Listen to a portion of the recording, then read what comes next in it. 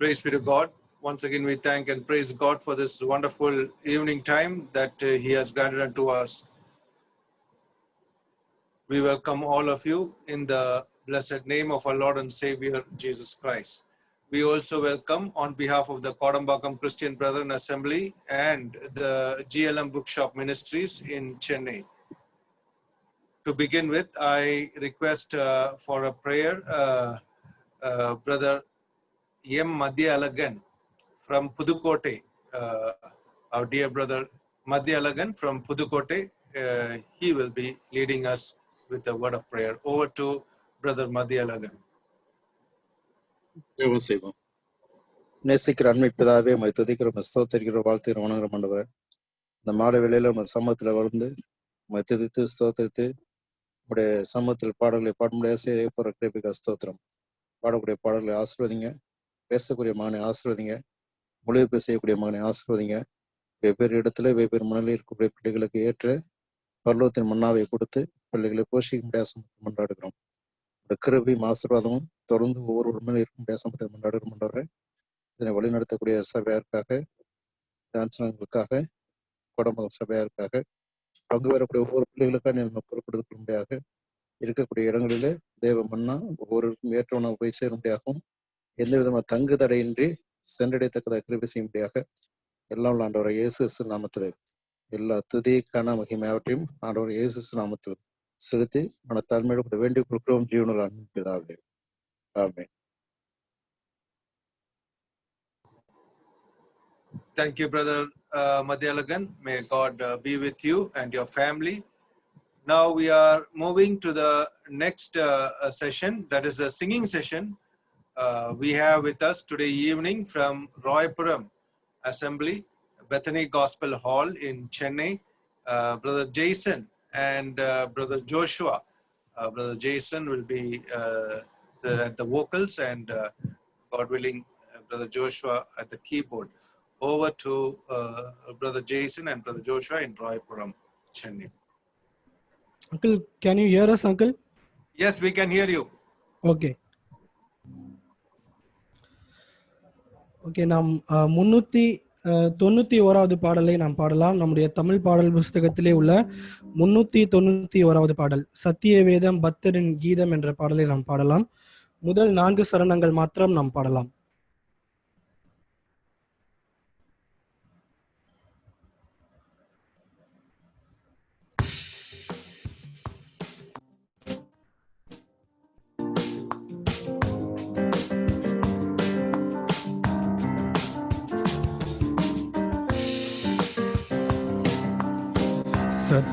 சத்தியவேதம் பக்தரின் கீதம் சுத்தர்கள் போகும் பாதையின் தீபம் உத்தம மார்க்கம் காட்டும் சத்தியவேதம்.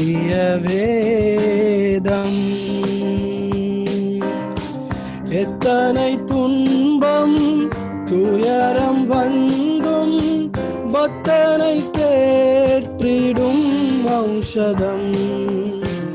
எத்தனை துன்பம் துயரம் வந்தும் பக்தனை தேற்றிடும் ஔஷதம் சத்தியவேதம். நித்தம் விரும்பும் கர்த்தர் வசனம் சுத்த பசும் பொன் தெளித்திடும் தேன். நித்தம் விரும்பும் கர்த்தர் வசனம் சுத்த பசும் பொன் தெளித்திடும் தேன். இதயம் மகிழும் கண்கள் தெளியும் இருண்ட ஆத்மா உயிரடையும். இதயம் மகிழும் கண்கள் தெளியும் இருண்ட ஆத்மா உயிரடையும் சத்தியவேதம். வேதைகளிடம் ஞானமருளும் வேத புத்தகம் மேன்மை தரும். வேத பேதைகளிடம் ஞானமருளும் வேத புத்தகம் மேன்மை தரும். இரவும் பகலும் இதனின் தியானம் இனிமை தங்கும் தனிமையிலும். இரவும் பகலும் இதனின் தியானம் இனிமை தங்கும் தனிமையிலும். சத்திய வேதம்.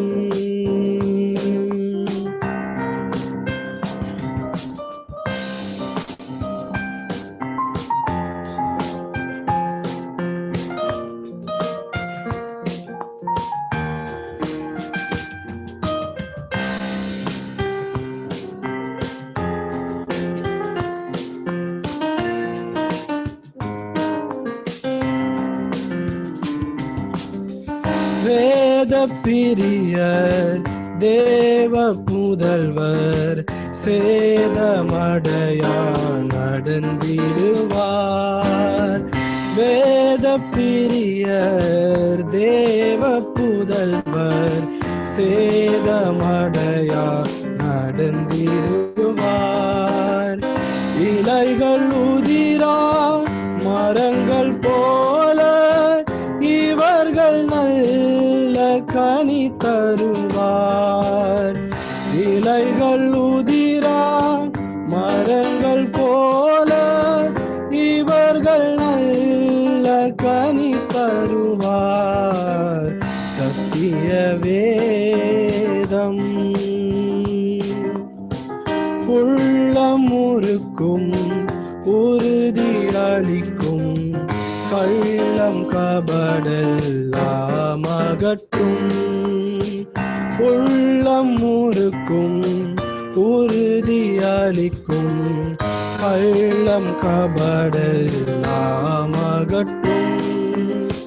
கடிந்து கொள்ளும் கரைகள் போக்கும் கனமடைய வழி நடத்தும். கடிந்து கொள்ளும் கரைகள் போக்கும் கனமடைய வழி நடத்தும். சத்திய வேதம். சத்திய வேதம் பக்தரின் கீதம். சுத்தர்கள் போகும் பாதையின் தீபம். உத்தம மார்க்கம் காட்டும். சத்திய வேதம்.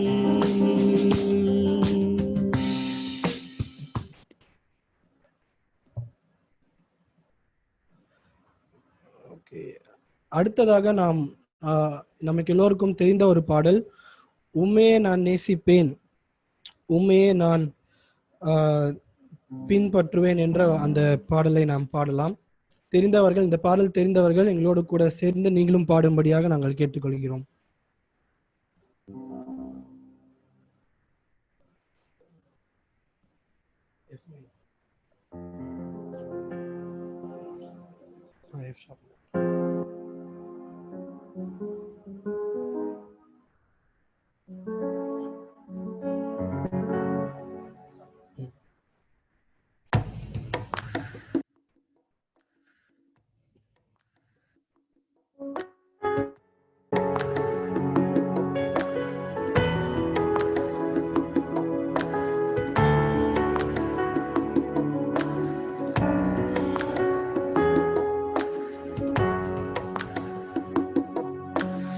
உம்மையே நான் நேசிப்பேன் உம்மையே நான் நேசிப்பேன் உம்மையே நான் நேசிப்பேன் நான் பின் திரும்பேனே உம் சந்நிதியில் முழங்காலில் நின்று உம் பாதையில் நான் நடந்திட்டால் இன்னல் துன்பமே வந்தாலும் திரும்பனே உம் சந்நிதியில் முழங்காலில் நின்று உம் பாதையில் நான் நடந்திட்டால் இன்னல் துன்பமே வந்தாலும் நான் பின் திரும்பேனே.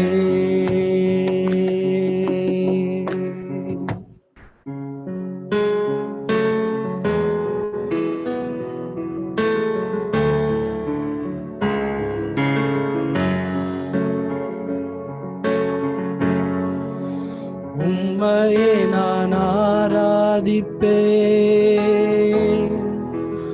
உம்மையே நான் ஆராதிப்பேன், உம்மையே நான் ஆராதிப்பேன், நான் பின் திரும்பேனே. உம் சந்நிதியில் முழங்காலில் நின்று உம் பாதையில் நான் நடந்திட்டால் இன்னல் துன்பமே வந்தாலும் நான் பின் திரும்பேனே. உம் சந்நிதியில் முழங்காலில் நின்று உம் பாதையில் நான் நடந்திட்டால் இன்னல் துன்பமே வந்தாலும் நான் பின் திரும்பேனே.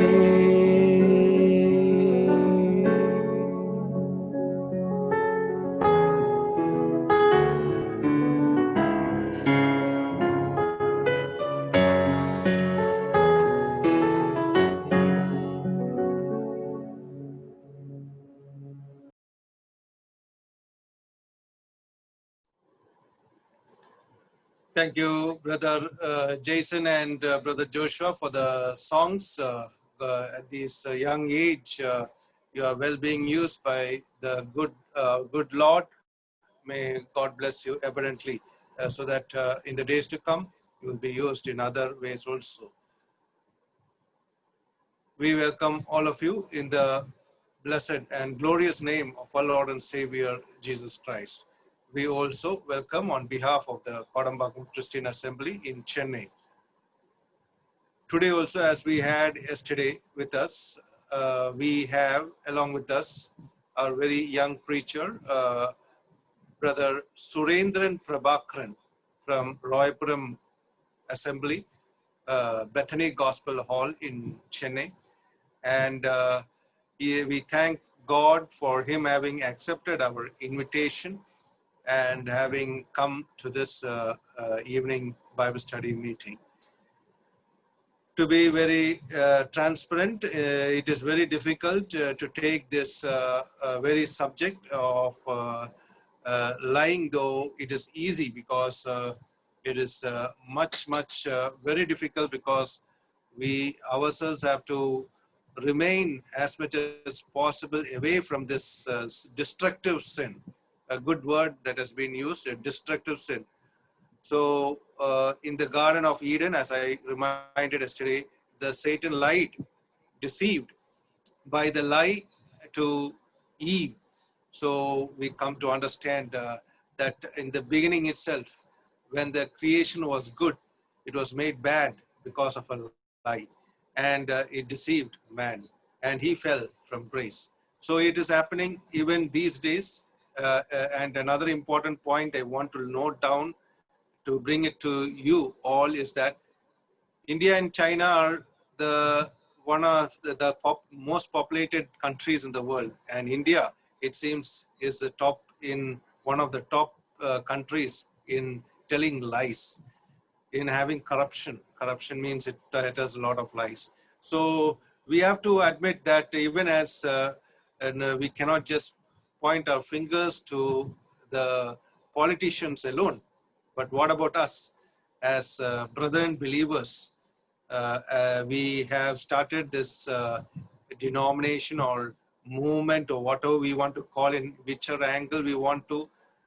We had started it with a great idea of a movement, but now it has declined so much because one of the big problems in this group or in this worshiping people of Christendom is lies. So we have to handle it with care when we do this. We have seen the various lies that we do, slandering people, we flatter, we gossip, we insult with our tongue and tell lies, and we do a lot of other things which are not real, but actually it is false. So there are so many lies that can go out from our tongue. So it is important and very, very important. And we have to be, as the psalmist in Psalm 101 says in third verse, guard my mouth and also keep a watch over my lips. That is the door over my lips. That is the verse that comes to my mind. And also slandering is an important verse that becomes there, and we have to be very careful that God in his wisdom may grant us all the knowledge to keep a guard and tight lip when we come to this problem. So we thank God for enabling Brother Surendran to take this topic of lies and lying. And so we have to, yesterday we had seen that important concept, definition, types and reasons for lies. Today we will be seeing how to overcome and the dangers of the lying. So we praise God for how the Holy Spirit has led yesterday the whole session. We give all glory to God. Now also we thank our dear friend and beloved brother in Christ, Brother Roland Brunswick from Okimpat Christian Assembly in Chennai. It is close to our home, and we praise God for him also having accepted our translation. Thank you, Brother Roland. We welcome you to this evening Bible study. May God be with you as you translate, and may God grant you the right words at the right time for his purpose. We welcome all of you once again into this meeting, and to go into the meeting, we usually go with a prayer for the blessing of the message. We request for the blessing of the message, Brother Manohar, the elder of Kovilpatti Brethren Assembly in Thoothukudi, Thoothukudi district, Brother Manohar. We request Brother Manohar to pray for the blessing of the message. Over to Kovilpatti. Praise the brother.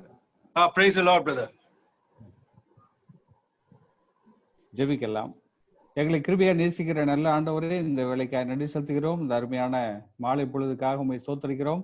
ஒவ்வொரு நாளிலும் உடைய கிருபையினால் எங்களை தாங்குகிற தேவன், இந்த நாளையும் ஆண்டவரே இந்த மாலை பொழுது மட்டுமாய் தேவ கிருபையும் தேவ அன்பும் தேவ இரக்கமும் எங்களை தாங்கி கொண்டதுக்காக நாங்கள் நன்றி செலுத்துகிறோம், துதிக்கிறோம். இப்பொழுதும் கூட ஆண்டவரே, நாங்கள் தொடர்ச்சியாக இந்த ஆண்டவரே நாங்கள் இந்த ஜூம் மீட்டிங் மூலமாக ஆண்டவரே நாங்கள் இணைந்திருப்பதற்காக உண்மை நாங்கள் நன்றியோடு உண்மை சோத்தரிக்கிறோம். இந்த இணையதள வசதி இருப்பதனால் ஆண்டவரே ஆவிக்குரிய சத்தியங்களிலே இன்னும் அதிகமாய் கர்த்தருக்குள்ளாக வளரும்படியான ஒரு கிருபையை தந்திருக்கிறீர், உண்மை சோத்தரிக்கிறோம். கோடம்பாக்கம் சபையாரையும் கூட மட்டுமாய் ஆசீர்வதித்து ஆண்டவரே இந்த எல்லாரையும் கூட்டி வர செய்த இந்த கிருபைக்காக நாங்கள் நன்றி செலுத்துகிறோம், துதிக்கிறோம். இப்பொழுதும் கூட ஆண்டவரே உங்களுடைய மெல்லிய சத்தத்தை நாங்கள் கேட்கும்படியாக அமர்ந்திருக்கும்படியான எங்களையும் கூட ஆண்டவரை நீர் ஆசீர்வதிக்க வேண்டுமாய் கூட நாங்கள் ஜெபிக்கிறோம். கர்த்ததாமே எங்களுக்கு உதவி செய்யும். உங்களுடைய வார்த்தைகளை நாங்கள் கேட்கிறது மாத்திரமல்ல, அந்த வார்த்தைகள் எங்களுடைய இருதயத்திலே கிரியை செய்யத்தக்கதான கிருபை நீ தாரும். புதிய தீர்மானங்களை எடுக்கத்தக்கதான கிருபை நீ தாரும். புதிய கிருபையினாலே ஆண்டவரே தேவ காரியங்களிலே நாங்கள் வளரும்படிக்கு நீர் ஆசீர்வதிப்பீராக. ஆண்டவரே செய்தியை கொடுக்க முடியாத எங்களுடைய சகோதரன் சுரேந்திரனுக்காக நாங்கள் ஜெபிக்கிறோம். ஆண்டவரை ஆசீர்வதிப்பீராக. அவருக்கு வேண்டிய எல்லா வல்லமையும் நீ தாரும். ஆண்டவரே இது தேவ சத்தம் என்று சொல்லி ஆண்டவரை நாங்கள் கீழ்ப்படியத்தக்கதான நிலைமையிலே வசனங்கள் ஆண்டவரே பரிசுத்த ஆவியினாலே பகிர்ந்து போதிக்க அவருக்கு வேண்டிய எல்லா கிருபையும் பிரசன்ஸ் ஆஃப் மைண்டையும் நீ தந்து நீர் ஆசீர்வதிக்க வேண்டுமாய் கூட நாங்கள் ஜெபிக்கிறோம். தம்பி ரோலண்டுக்காக நாங்கள் ஜெபிக்கிறோம். அவரையும் கூட ஆசீர்வதியும். அவருக்கு ஆண்டவரே அந்த டிரான்ஸ்லேஷன் செய்யும்படியான காரியத்தில் கூட கர்த்ததாமே உதவி செய்யும். நல்ல வார்த்தைகள் தந்தர்களும் இந்த நேரம் மிகவும் ஆஸ்வதிக்கப்பட்ட நேரமாய் நீ எங்களுக்கு மாற்றி தாரும்.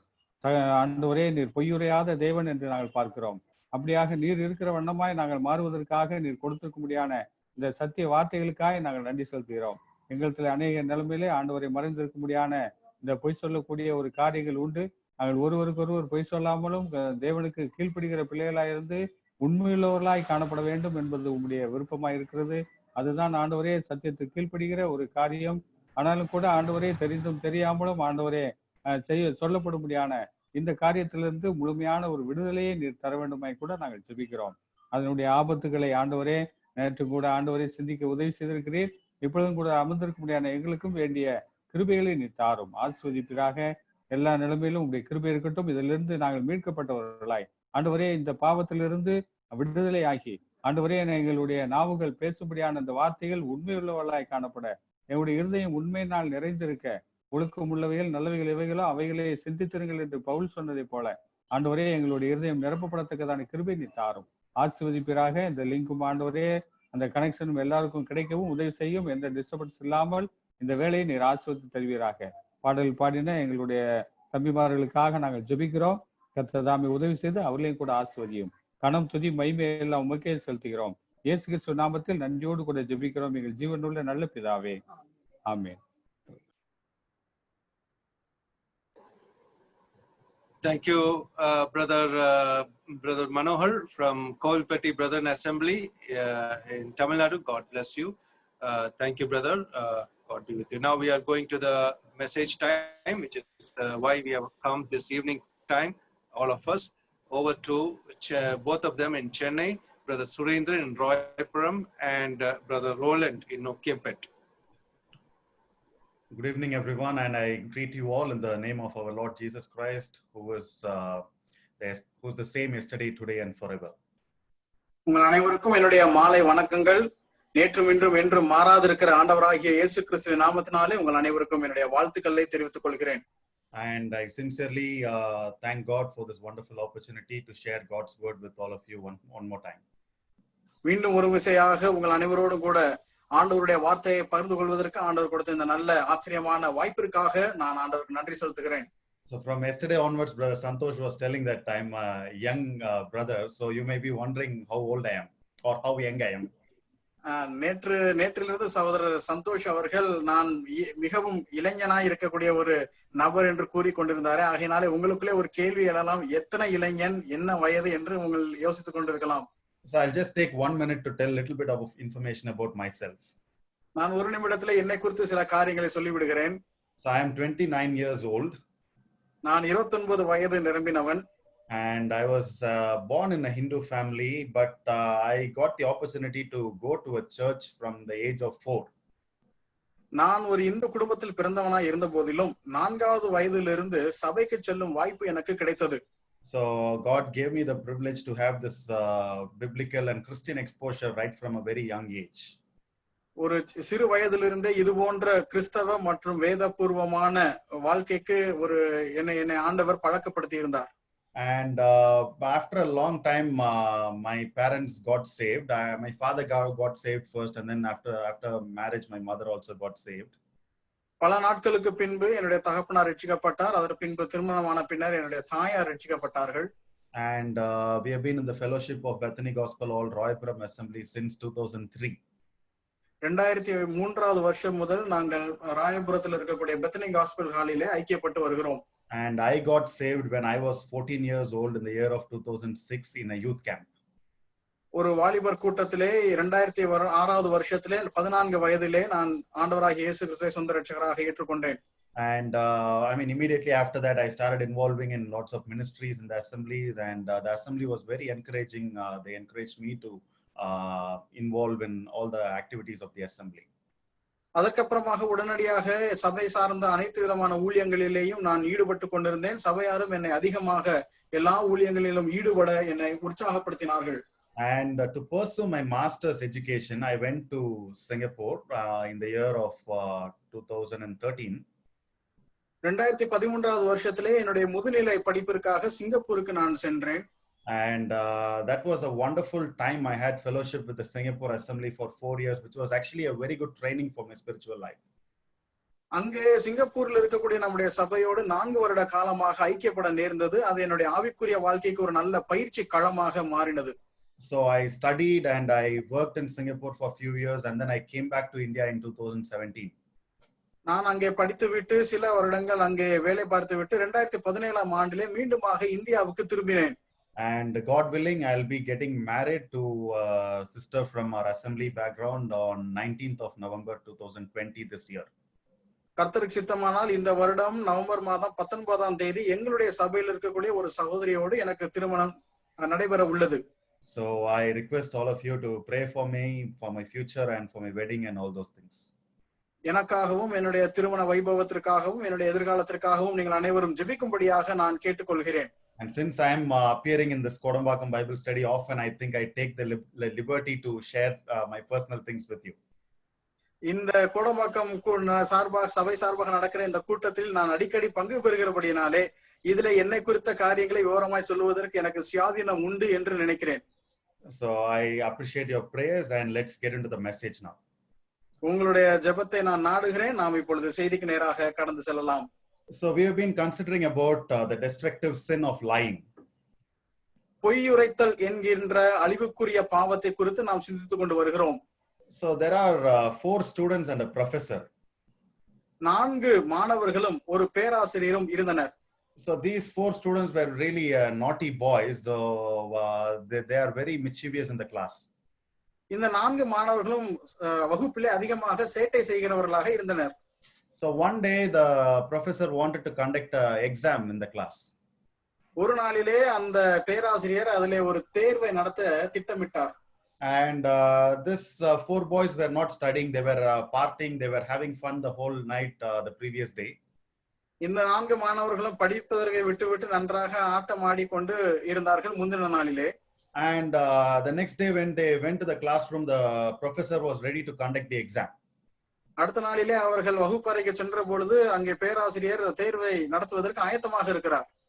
And this boys told the professor, they cooked a story and then they told a lie to the professor. இந்த நபர்கள் ஒரு கதையை கட்டிக்கொண்டு ஒரு பொய்யை அந்த பேராசிரியரிடத்திலே சொன்னார்கள். So they said, sir, actually you know what, we have to attend a very important wedding yesterday last night. Sir இந்த மாதிரி கடந்த நேற்று இரவு ஒரு முக்கியமான கல்யாணத்துல நாங்க பங்கு பெற வேண்டியதாய் போச்சு. And when we were actually coming back last night, our car tire got punctured. நாங்க அப்படியே வீட்டுக்கு திரும்பி வரும்போது எங்களுடைய கார் டயர் பஞ்சர் ஆயிருச்சுன்னு சொன்னாங்க. And the car was not moving, so like all 4 of us were like we were pushing the car back to our houses. Car நகராததுனால நாங்க எங்க வீட்டுக்கு போறதுக்கு காரை தள்ளிக்கிட்டே போக வேண்டியதாய் போச்சு 4 பேரும் அப்படின்னு சொன்னாங்க. We didn't sleep the whole night. We are very tired. So can you conduct the test tomorrow? முழு இரவும் நாங்க தூங்க முடியல, பயங்கர சோர்வா இருக்குது, நீங்க நாளைக்கு பரீட்சை வைக்கிறீங்களான்னு கேட்டாங்க. And the professor happily agreed. He said, okay, I'll conduct tomorrow. அப்ப பேராசிரியர் சொன்னாரு, சரி நான் நாளைக்கு வச்சிடுறேன்னாரு. So these boys were very happy. They went back home. They started studying and then they prepared themselves for the test the next day. ஆகவே இந்த 4 நபர்களும் போய் சந்தோஷமாக வீட்டுக்கு சென்றார்கள். அடுத்த நாள் தேர்வுக்காக நன்றாக படித்து ஆயத்தமானார்கள். And they came to the college the next day. அடுத்த நாள் கல்லூரிக்கு வந்தனர். The professor made them to sit all 4 of them in different classrooms. 4 பேரையும் 4 வகுப்பறைகளிலே இந்த பேராசிரியர் அவர்களை உட்கார வைத்தார். And he gave the question paper to all of them. அவர்கள் அனைவருக்குமே அவர் கேள்வி தாளை கொடுத்தார். The question paper had only 2 questions. வினாத்தாளிலே 2 கேள்விகள் மட்டுமே இருந்தன. Question number 1, what is your name? 1, உன்னுடைய பெயர் என்ன? Question number 2, which tire of your car got punctured yesterday? இரண்டாவது கேள்வி, உங்களுடைய காரின் எந்த டயர் பஞ்சரா இருந்தது? And all the 4 boys gave 4 different answers. 4 நபர்களும் 4 வெவ்வேறு பதில்களை கூறினர்.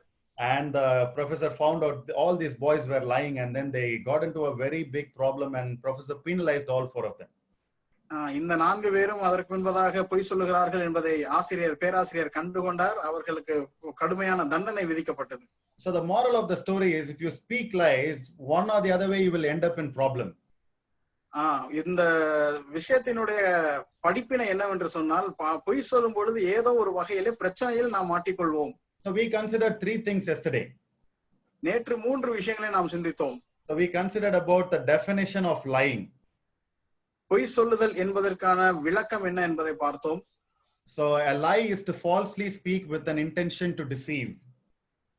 பொய் என்பது வஞ்சிக்கும் எண்ணத்தோடு தவறாக அல்லது இது தவறான காரியங்களை பேசுதல்.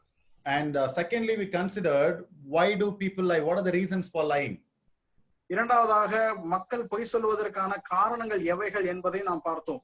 So because of selfishness, சுய நலத்திற்காக, so they lie for covering up and for pride. மூடிக்கொள்வது, தங்களுடைய தவறுகளை மூடுவதற்கு பெருமைக்காக பொய் சொல்லுவார்கள். People lie to avoid problems. பிரச்சனைகளை தவிர்க்க பொய் சொல்வார்கள். People lie to deliberately hurt somebody. வேண்டுமென்றே பிறருக்கு தீங்கு இழைக்க வேண்டும் என்று பொய் சொல்வார்கள். People lie out of fear. பயத்து நிமித்தம் பொய் சொல்வார்கள். And for some people it is actually a habitual. They just tell it as a habit. சிலருக்கு அது ஒரு வாழ்க்கை முறையாகவே மாறிவிடுகிறது. வழக்கம் போல பொய் சொல்லி விடுவார்கள். And thirdly, we consider what are the different types of lies people speak. மூன்றாவதாக மக்கள் பேசுகின்ற வெவ்வேறு விதமான பொய்களை குறித்து நாம் பார்த்தோம். We considered about slander and gossiping. புரளி பேசுதலை குறித்தும் slander. புரளி பேசுதலை குறித்தும் பிறரை குறித்து அவதூறு பேசுகிறதை குறித்தும் நாம் பார்த்தோம். So we also considered about insinuation, which is like suggesting something indirectly. நேர்மறையாக சொல்லாம மறைமுகமாக தவறான விஷயங்களை கூறுவதை குறித்து பார்த்தோம். Exaggeration and excuses. மிகைப்படுத்துதல், சாக்கு போக்கு சொல்லுதல். Flattery and denial. முகஸ்துதி செய்தல், மறுத்தல். Broken promises. வாக்கு தவறுதல். Fabrication. இல்லாதவற்றை புனைந்து கூறுதல். And hypocrisy. மாயம் பண்ணுதல். So these are the different varieties or types of lies people usually speak. ஆகவே இவைகள் தான் பல்வேறு விதமான பொய்கள் ஜனங்கள் பொதுவாக பேசுகிற காரியம். Today we are coming to the fourth point, why believers must not speak lies, or what are the dangers of speaking lies. இன்றைக்கு நான்காவது குறிப்பாக ஏன் விசுவாசிகள் பொய் சொல்லக்கூடாது அல்லது பொய் சொல்லுவதனால் ஏற்படக்கூடிய ஆபத்துகள் என்ன என்பதை குறித்து நாம் பார்க்க போகிறோம். So lying is a very dangerous business that we all should be away from that, and I'm going to tell you why. பொய் சொல்லுதல் என்பது மிகவும் ஆபத்தான விஷயம். நாம் அதிலிருந்து நம்மை விலக்கிக் கொள்ள வேண்டும். அதற்கான காரணங்கள் எவைகள் என்பதை தான் நான் இப்பொழுது உங்களிடத்துல சொல்ல போகிறேன். Reason number 1. முதல் காரணம், lying is an abomination to God. பொய் சொல்லுதல் கர்த்தருக்கு அருவருப்பானது. See, sadly we think that it is not a big deal to, it's not a big thing to tell a lie or anything. துரதிருஷ்டவசமாக பொய் சொல்லுதல் என்பதை நாம் ஒரு பெரிய விஷயமாகவே நாம் கருதுவதில்லை. So what it is, it's just a simple thing. What's going to be hurting if I just tell a simple lie? இது ஒரு சின்ன பொய் தானே, இதனால என்ன பெரிய தீங்கு நேரிட போகிறது என்று நாம் நினைப்போம். But God does not look at it that way. ஆனால் ஆண்டவர் அதை அந்த கோணத்தில் பார்க்கிறதில்லை. Let's turn to Proverbs chapter 6 and verses 16 to 19. நீதிமொழிகளின் புஸ்தகம் 6வது அதிகாரம் அதனுடைய 16 முதல் 19 வரையுள்ள வசனங்களுக்கு நாம் திருப்பிக் கொள்ளலாம். So these 6 things the Lord hates, yes, 7 are an abomination to him: a proud look, a lying tongue, hands that shed innocent blood, a heart that devises wicked plans, feet that are swift in running to evil, a false witness who speaks lies, and one who sows discord among brethren. 6 காரியங்களை கர்த்தர் வெறுக்கிறார், 7 அவருக்கு அருவருப்பானவைகள். அவையாவன: மேட்டுமையான கண், பொய்நாவு, குற்றமற்றவர்களுடைய இரத்தம் சிந்தும் கை, துராலோசனையை பிணைக்கும் இருதயம், தீங்கு செய்வதற்கு விரைந்தோடும் கால், அபத்தம் பேசும் பொய் சாட்சி, சகோதரருக்குள்ளே விரோதத்தை உண்டு பண்ணுதல் ஆகிய இவைகளே. See, notice that in the list of 7 things it is mentioned, 2 things are associated with telling lies. அதுல ஒரு காரியத்தை கவனியுங்கள். 7 அருவருப்பான விஷயங்களை குறித்து சொல்லும் பொழுது 2 விஷயங்கள் பொய்யோடு சம்பந்தப்பட்டவைகள். So we read about a lying tongue, and we also read about a false witness that speaks lies. பொய்நாவை குறித்தும் நாம் அங்கே வாசிக்கிறோம், அபத்தம் பேசும் பொய் சாட்சி என்றும் நாம் வாசிக்கின்றோம். So 2 of the 7 things God despises involve lying. தேவன் அருவருக்கின்ற 7 விஷயங்களுள் 2 விஷயங்கள் பொய்யோடு சம்பந்தப்பட்டது.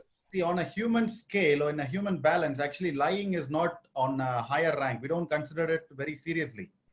மனித அளவுமானியின்படி பொய் சொல்லுதல் என்பதை நாம் ஒரு முக்கியமானதாக அல்லது கடுமையானதாக பார்க்கிறதில்லை. But when you look at God's scale, God's meter, it is having a very big weightage. God is considering it as an abomination. ஆனால் தேவ பார்வையிலே அவர் வைத்திருக்கிற அளவுமானியிலே பொய் என்பதை ஆண்டவர் மிகப்பெரிய விஷயமாக பார்த்து அதை அருவருக்கிற ஒரு காரியமாக பார்க்கிறார். We need to start looking at lying exactly the way God is looking at it. பொய் சொல்லுதலை தேவன் எந்த கோணத்தில் பார்க்கிறாரோ அந்த கோணத்தில் பார்க்க நாம் பழக வேண்டும். See, when we consider the subject of God and lying, we need to understand certain basic things. தேவனும் பொய்யும் என்கிற விஷயத்தை குறித்து நாம் படிக்க ஆரம்பிக்கும் போது சில முக்கியமான விஷயங்களை நாம் அறிந்திருக்க வேண்டியது அவசியம். The first thing we need to notice is God cannot lie. முதல் காரியம் நாம் கவனிக்க வேண்டியது தேவனால் பொய் சொல்ல முடியாது. In Titus chapter 1 and verse 2 we read, it is impossible for God to lie. தீத்து 1:3 பொய் உரையாத தேவன் என்றே நாம் வாசிக்கின்றோம். So what does it mean actually? அதனுடைய அர்த்தம் என்ன? When God is saying something, we can absolutely count on it because he will not and he cannot lie. தேவன் ஒரு விஷயத்தை சொன்னால் அதை அப்படியே நாம் நம்பிக்கொள்ள முடியும். ஏனென்றால் அவர் பொய் சொல்ல மாட்டார், அவரால் பொய் சொல்ல முடியாது. Every promise in the Bible will come to pass. வேதத்தில் சொல்லப்பட்டிருக்கிற எல்லா வாக்குகளும் நிறைவேறும். When he promises eternal life to the faithful, it will definitely come to pass. விசுவாசிகளுக்கு நித்திய ஜீவனை அவர் வாக்கு பண்ணினால் அது நிச்சயமாக நடந்தே தீரும். When he promises eternal punishment to the wicked, that too will come to pass. கொள்ளாதவர்களுக்கு நித்திய ஆக்கினையை அவர் வாக்களித்தால் அதுவும் நிச்சயமாக நிறைவேறும். Our God is a God of truth and he cannot lie. நம்முடைய தேவன் சத்திய தேவன், அவரால் பொய் சொல்ல முடியாது. And secondly, God hates lying. இரண்டாவதாக தேவன் பொய் பேசுதலை வெறுக்கிறார். So it is not that he cannot speak lie, he hates it, he really hates it. அவரால் பேச முடியாது என்பது மாத்திரமல்ல, அவர் உண்மையாகவே பொய் சொல்லுதலை வெறுக்கிறார். In Proverbs 12 verse 22 we read, lying lips are an abomination to God. நீதிமொழிகள் 12:22 பொய் சொல்லுகிற உதடுகள் கர்த்தருக்கு அருவருப்பானவைகள் என்று நாம் பார்க்கின்றோம். It is very clear that how God is feeling about lie. He hates it desperately. தேவன் பொய் சொல்லுதலை குறித்து எப்படி சிந்திக்கிறார் என்பதை அங்கு தெளிவாக பார்க்கிறோம். அவர் அதை முற்றிலுமாக வெறுக்கின்றார். And again, thirdly, lying is totally contrary to the nature of God. மூன்றாவதாக பொய் சொல்லுதல் என்பது தேவ தன்மைக்கு முற்றிலும் முரண்பட்ட ஒரு விஷயம். So now what is the nature of God? தேவனுடைய தன்மை என்ன? Bible says God is truth. வேதம் சொல்லுகிறது தேவன் சத்தியமானவர். So when Christ walked upon this earth, Christ said that I am the way, the truth and the life. ஆண்டவராகிய இயேசு கிறிஸ்து இந்த உலகத்திலே இருந்த பொழுது நானே வழியும் சத்தியமும் ஜீவனுமாய் இருக்கிறேன் என்று சொன்னார். And the psalmist wrote, for the Lord is right and all the works of the Lord are done in truth. சங்கீதக்காரன் எழுதும்போது இப்படியாக எழுதுகிறார், கர்த்தர் சத்தியபரனாய் இருக்கிறார், அவருடைய செய்கைகள் எல்லாம் உண்மையானவைகள் என்று எழுதுகிறார். In the John's gospel, John is writing in John chapter 17 verse 17, sanctify them through thy truth, thy word is truth. யோவான் 17:17 அங்கே நாம் இப்படியாக வாசிக்கிறோம், உம்முடைய சத்தியத்தினால் அவர்களை பரிசுத்தமாக்கும், உம்முடைய வசனமே சத்தியம். See, in Psalm 31 verse 5 we read, the God is the God of truth. நீதிமொழிகள் சங்கீதம் 31:5 சத்தியபரனாகிய கர்த்தாவே என்று நாம் வாசிக்கின்றோம். Why lying is abomination to God? ஏன் தேவனுக்கு பொய் சொல்லுதல் ஒரு அருவருப்பாக இருக்கிறது? Because God cannot lie. ஏனென்றால் தேவனால் பொய் சொல்ல முடியாது. God hates lying. தேவன் பொய் சொல்லுகிறதை வெறுக்கிறார். And it is contrary to God's nature. அது அவருடைய தன்மைக்கு முரண்பட்ட ஒன்று. That is why God is forbidding his children to lie. ஆகவே தான் தம்முடைய பிள்ளைகள் பொய் சொல்லுவதை தேவன் தவிர்க்க செய்கிறார். So when you are lying, when you speak some casual lies, actually God is hating it. God considers that thing as an abomination. நீங்கள் சாதாரணமாக பொய் சொல்லுகிற காரியத்தை தேவன் அதை வெறுத்து அதை ஒரு அருவருப்பாக பார்க்கின்றார். So lying is dangerous because it is abomination to God. ஆகவே பொய் சொல்லுதல் ஆபத்தானது, ஏனென்றால் அது கர்த்தருக்கு அருவருப்பானது. Secondly, இரண்டாவதாக lying alienates the believer from God. பொய் சொல்லுதல் ஒரு விசுவாசியை தேவனிடத்திலிருந்து அந்நியப்படுத்தும். See, we read in the previous list that twice it is mentioned that God is hating lying. இதற்கு முன்னாக சொல்லப்பட்ட அந்த பட்டியலிலே தேவன் பொய்யை வெறுக்கிறார் என்று 2 முறை அங்கே குறிப்பிடப்பட்டுள்ளதை நாம் பார்த்தோம். We'll read one more verse, Psalm chapter 101 and verse 7, 101 and verse 7. இன்னொரு வசனத்தையும் வாசித்து விடலாம். 101வது சங்கீதம் 7வது வசனம். 101:7. He who works deceit shall not dwell within my house. He who tells lies shall not continue in my presence. கபடு செய்கிறவன் என் வீட்டுக்குள் இருப்பதில்லை, பொய் சொல்லுகிறவன் என் கண்முள் நிலைப்பதில்லை. See, if you are a good person, you don't want to associate with liars whom you cannot trust upon. நீங்கள் ஒரு உண்மையிலே நல்ல நபராக இருந்தால் நீங்கள் ஒரு தவறு பொய் சொல்லுகிற நபரோடு நீங்கள் சேர்ந்து கொள்ள மாட்டீர்கள், அவர் மீது நம்பிக்கை வைக்க மாட்டீர்கள்.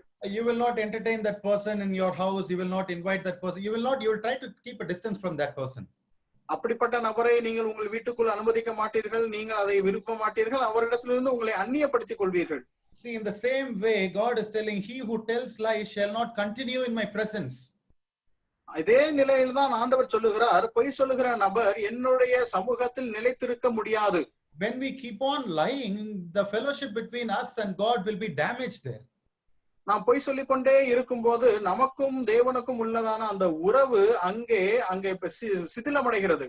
See, if we want to have a spiritual fellowship with God, we must remove lying from our life and we have to be honest in the sight of God. நமக்கு தேவனுக்கும் சரியான உறவு இருக்க வேண்டும் என்று நாம் விரும்பினால் நாம் இந்த பொய்களை களைந்து இருக்க வேண்டும். And the third reason why we should not tell lies is, நாம் பொய் சொல்லக்கூடாது என்பதற்கான மூன்றாவது காரணம், when we speak lies, we actually follow the devil. நாம் பொய் சொல்லும் போது இயல்பிலேயே உண்மையாக நாம் பிசாசை பின்பற்றுகிறவர்களாக மாறிவிடுகிறோம். The Bible says Satan is the father of all lies. வேதம் சொல்லுகிறது சாத்தான் பொய்க்கு பிதாவானவனாய் இருக்கிறான் என்று சொல்லுகிறது. Let's read that verse, John chapter 8 and verse 44. அந்த வசனத்தை நாம் வாசித்து விடலாம். யோவான் எழுதின சுவிசேஷம் 8வது அதிகாரம் 44வது வசனம். You are of your father the devil, and you want to do the desires of your father. He was a murderer from the beginning and does not stand in truth, because there is no truth in him. Whenever he speaks a lie, he speaks from his own nature, for he is a liar and the father of lies.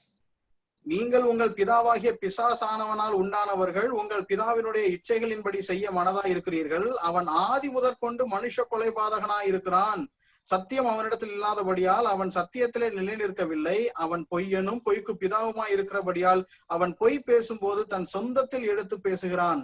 See, it is not exaggerating to say that devil is the inventor of lies. சாத்தான் தான் பொய்யே உருவாக்கினவன் என்று சொன்னால் அது மிகையாகாது. See, he uttered the first lie when he told Eve that she will become like God if she eats from the tree that God has forbidden them to eat. தேவன் ஆதாமுக்கும் ஏவாளுக்கும் விலக்கின அந்த கனியை புசித்தால் தேவர்களை போல் இருப்பீர்கள் என்று ஏவாளிடத்திலே சொன்னபோது சாத்தான் தன்னுடைய முதல் பொய்யை அவிழ்த்து விடுகிறான். And he distorted the truth of God, and that is the reason why sickness and death came into the perfect world that God has created. அவன் தேவனுடைய சத்தியத்தை சிதைத்தபடினாலே தான் தேவன் உருவாக்கின இந்த பூரணமான உலகத்திலே வியாதிகளும் மரணமும் உள்ளே நுழைந்தன. So Satan is the extreme opposite of the truth. ஆகவே சாத்தான் சத்தியத்துக்கு முற்றிலும் எதிரானவன். So he is the bitter enemy of Jesus. Who is the truth? அவன் சத்தியமாய் இருக்கிற ஆண்டவராகிய இயேசு கிறிஸ்துக்கு எதிராளியானவன். So Jesus said all liars are devil's offspring, because when we lie we distort the truth like the devil did. இயேசு கிறிஸ்து சொல்லுகிறார், பொய் சொல்லுகிற அனைவருமே பிசாசினுடைய பிள்ளைகள். ஏனென்றால் பொய் சொல்லும் பொழுது நாம் சத்தியத்தை சிதைக்கின்றோம். The devil told a very destructive lie back in the Garden of Eden, and when we also lie, we also do the same thing like the devil. சாத்தான் அங்கே ஏதேன் தோட்டத்திலே ஒரு அழிவை ஏற்படுத்தக்கூடிய பொய்யை சொன்னான். ஆகவே நாமும் கூட பொய் சொல்லும் பொழுது அழிவை ஏற்படுத்தக்கூடியவர்களாக இருக்கின்றோம். So it is actually Satan is the father of lies, and Satan wants all of us to speak lies. சாத்தான் பொய்க்கு பிதாவா இருக்கிறான். நாம் அனைவரும் பொய் சொல்ல வேண்டும் என்று சாத்தான் விரும்புகின்றான். When we speak lies, we are actually carrying out the plan of the devil. நாம் பொய் சொல்லும் பொழுது சாத்தானினுடைய திட்டங்களை தான் நாம் நிறைவேற்றி கொண்டிருக்கிறோம். So which we are not supposed to do actually. அதை நாம் உண்மையிலேயே செய்திருக்க கூடாது, செய்யக்கூடாது. So lying is dangerous, because when we lie, we are actually doing the Satan's will. ஆகவே பொய் சொல்லுதல் என்பது ஆபத்தானது. அப்படி செய்யும் பொழுது நாம் சாத்தானுடைய சித்தத்தை நிறைவேற்றுகிறோம். The believers are not supposed to speak lies, because when we speak lies, we follow the devil. ஆகவே விசுவாசிகள் பொய் சொல்லக்கூடாது. பொய் சொன்னால் நாம் பிசாசை பின்பற்றுகிறவர்களாக மாறுகிறோம். Fourth reason is lie causes death. நான்காவது காரணம், பொய் சொல்லுதல் மரணத்தை கொண்டு வரும். Let's read a verse, Psalm chapter 5 and verse 6. ஒரு வசனத்தை நாம் வாசிக்கலாம். சங்கீதம் 5:6. சங்கீதம் 5:6. பொய் பேசுகிறவர்களை அழிப்பீர். God will destroy those who speak falsehood. பொய் பேசுகிறவர்களை அழிப்பீர் என்று நாம் இங்கே பார்க்கின்றோம். It is a direct verse that is given and no explanation needed. அங்கே நாம் எந்த ஒரு வியாக்கியானமும் கொடுக்க வேண்டியதில்லை, தெளிவாக நேரடியாக சொல்லுகிறது. See, the verse is actually suggesting that, in other words, those who get gained by lying are seeking the death from in the hands of God. பொய் சொல்லி ஒரு காரியத்தை ஆதாயம் செய்ய நினைக்கிறவர்கள் தேவனால் மரணத்தை அடைவார்கள் என்றுதான் அந்த வசனம் சொல்லுகிறது. See, God is very patient actually. That's why he is not killing us right away whenever we speak a lie. தேவன் உண்மையிலே பொறுமையா இருக்கிறபடினாலே தான் நாம் பொய் சொன்ன உடனே அவர் நம்மை கொல்லுகிறது இல்லை. But lying is a sin which is so serious that death is the penalty of it. ஆனால் பொய் சொல்லுதல் என்பது மிகவும் கடுமையான ஒரு பாவம். அதற்கு தண்டனையாக மரணம் கூட இருக்க வாய்ப்புண்டு. See, when you read the very horrifying list in the Revelation chapter 21 and verse 8, the text is saying even the liars will take part in the second death, which has fire and brimstone in that. வெளிப்படுத்தல் 21வது அதிகாரத்தில் நீங்கள் பார்க்கும் பொழுது அங்கே யாரெல்லாம் அந்த இரண்டாம் மரணத்திற்கு பாத்திரவான்களாக இருப்பார்கள், அக்கினியும் கந்தமும் எரிகளை நரகத்திலே தள்ளப்படுவார்கள் என்று பார்க்கும் பொழுது அந்த பட்டியலிலே பொய் பேசுகிறவர்களை குறித்து வருகிறது. So, liars are actually included in the list where there are murderers, sexually immoral people, sorcerers, idolaters, and in this list, liars are also coming. அந்த இடத்திலே வேசிக்கல்லர், விபச்சாரக்காரர் போன்ற அந்த பெரிய பட்டியலிலே பொய் பேசுகிறவர்களை குறித்து வருகிறது. See, lying is actually like a common cold of all spiritual disease. பொய் சொல்லுதல் என்பது எல்லா விதமான ஆவிக்குரிய வியாதிகளுக்கும் உள்ள ஒரு பொதுவான சளி. So generally everybody will get common cold in one or the other point of their life. எல்லாருக்குமே ஏதோ ஒரு குறிப்பிட்ட நேரத்திலே சளி பிடித்து விடும். So like that, actually lying is a very most common sin which is committed by men, including Christians. அதுபோலவே எல்லா நபர்களாலும் பொதுவாக பரவலாக செய்யப்படுகிற ஒரு பாவம் என்பது பொய். அது கிறிஸ்தவர்களும் செய்கிறார்கள். That is why it is considered as a very minor sin. ஆகவே தான் அது ஒரு சின்ன பாவமாக கருதப்படுகிறது. But there is no little sin or little lie or white lie or black lie. Everything is actually spiritually deadly. பொய்யை பொறுத்த மட்டிலே அல்லது பாவத்தை பொறுத்த மட்டிலே சின்ன பொய், பெரிய பொய், வெள்ளை பொய், கருப்பு பொய் என்று இல்லை. எந்த பொய்யுமே அது மரணத்தை ஏற்படுத்தக்கூடிய ஒரு பாவமே. I'll show you one example from the Bible where lying has caused a literal sense. In a literal sense, immediate death was happening at that point. வேதத்திலிருந்து ஒரு குறிப்பிட்ட சம்பவத்தை உங்களுக்கு எடுத்துக்காட்டாக கூறி பொய் சொல்லுதலினாலே எழுத்தின்படியாக மரணம் நடந்த ஒரு விஷயத்தை நான் உங்களுக்கு காட்ட விரும்புகிறேன். Acts chapter 5, we read about the Ananias and Sapphira. அப்போஸ்தலர் 5வது அதிகாரத்திலே அனனியா சப்பீராளை குறித்து நாம் பார்க்கின்றோம். So they sold a property and they brought a part of money to the apostles, claiming it was the full amount. அவர்கள் தங்களுடைய சொத்துக்களை வித்து அதிலே பகுதியானதை அப்போஸ்தலரிடத்திலே கொண்டு வந்து தாங்கள் முழு பணத்தையும் கொண்டு வந்ததாக உரிமை பாராட்டினார்கள். And Peter said to Ananias, Ananias, why have you let Satan to fill your heart? Why did you lie to Holy Spirit? பேதுரு அனனியாவை பார்த்து கேட்கிறான், நீ ஏன் உன்னுடைய பொய் சொல்வதற்கு சாத்தானால் நிறைவதற்கு ஒப்பு கொடுத்தாய்? நீ ஏன் இப்படி பரிசுத்த ஆவியானவருக்கு விரோதமாய் பொய் சொன்னாய் என்று பேதுரு கேட்கிறார். So you have kept some money for yourself, that's all right. நீ உனக்காக கொஞ்சம் பணத்தை வைத்துக் கொண்டிருக்கிறாய், அதுல தப்பொன்றும் இல்லை. The property was yours. It is your prerogative whether to sell that or not. இது உன்னுடைய சொத்து, அதை விற்பதும் விற்பாமல் இருப்பதும் உன்னுடைய தீர்மானம். And even after selling it, the money was also yours whether to give or not. விற்ற பின்னரும் பணம் உன்னுடையது, அதை கொடுப்பதும் கொடுக்காததும் உன்னுடைய தீர்மானம். What's the point? Why did you want to tell a lie in front of God? என்ன காரணத்திற்காக இப்பொழுது கர்த்தருக்கு முன்பதாக நீ பொய் சொல்லுகிறாய்? As soon as Ananias heard these words, he fell into the floor and he died on the spot. இந்த வார்த்தைகளை கேட்ட உடனேயே அனனியா கீழே தரையிலே விழுந்து சாகிறான். And everybody who heard about it was terrified at the time. இதை கேட்ட அனைவருமே அந்த நேரத்தில் பயந்தார்கள். So a group of young men came, they wrapped up in a sheet and they took him out and they buried him. இளைஞர்கள் வந்து அவரை எடுத்து கொண்டு போய் அடக்கம் பண்ணினார்கள். So after 3 hours, his wife also came to that point. 3 மணி நேரத்திற்கு பின்பு அவருடைய மனைவியும் அதே இடத்திற்கு வந்தார்கள். So she did not know what exactly happened there. அங்கே என்ன நடந்தது என்பது அவர்களுக்கு உண்மை சரியாக தெரியாது. So Peter asked her, was this the price you and your husband received for your land? உங்களுடைய நிலத்திற்காக உங்களுக்கு கிடைக்கப்பட்ட பணம் இவ்வளவுதானா என்று பேதுரு அவரிடத்திலே கேட்கிறார். And she replied, yeah, that was the price. அவள் சொன்னால், ஆம், அதே தொகைதான். And Peter said, how could the two of you even think of conspiring to test the Spirit of the Lord like this? இவ்விதமாக நீங்கள் பரிசுத்த ஆவியானவரை சோதிப்பதற்கு இவ்வாறு நீங்கள் இணைந்திருப்பது எப்படி என்று அவர் கேட்கிறார். So Peter is telling the young man who buried your husband are just like they are just outside the door. They will also carry you out too.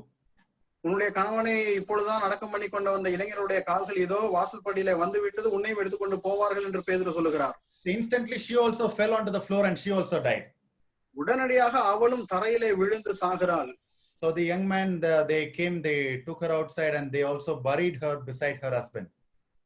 வாலிபர்கள் வந்து அவளையும் எடுத்துக்கொண்டு அவனுடைய கணவன் அருகே அவளையும் அடக்கம் செய்கிறார்கள்.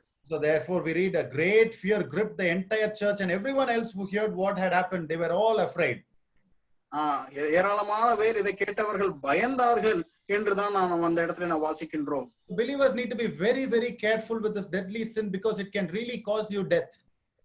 விசுவாசிகள் இது போன்ற சாவுக்கு ஏதுவான பாவத்தை குறித்து மிகுந்த ஜாக்கிரதையா இருக்க வேண்டும், ஏனென்றால் இது சாவை கொண்டு வரும். It is God is very generous because God is so patient. We are all living. Otherwise, like if God is giving judgment like Ananias and Sapphira, then all of our lives will be at stake.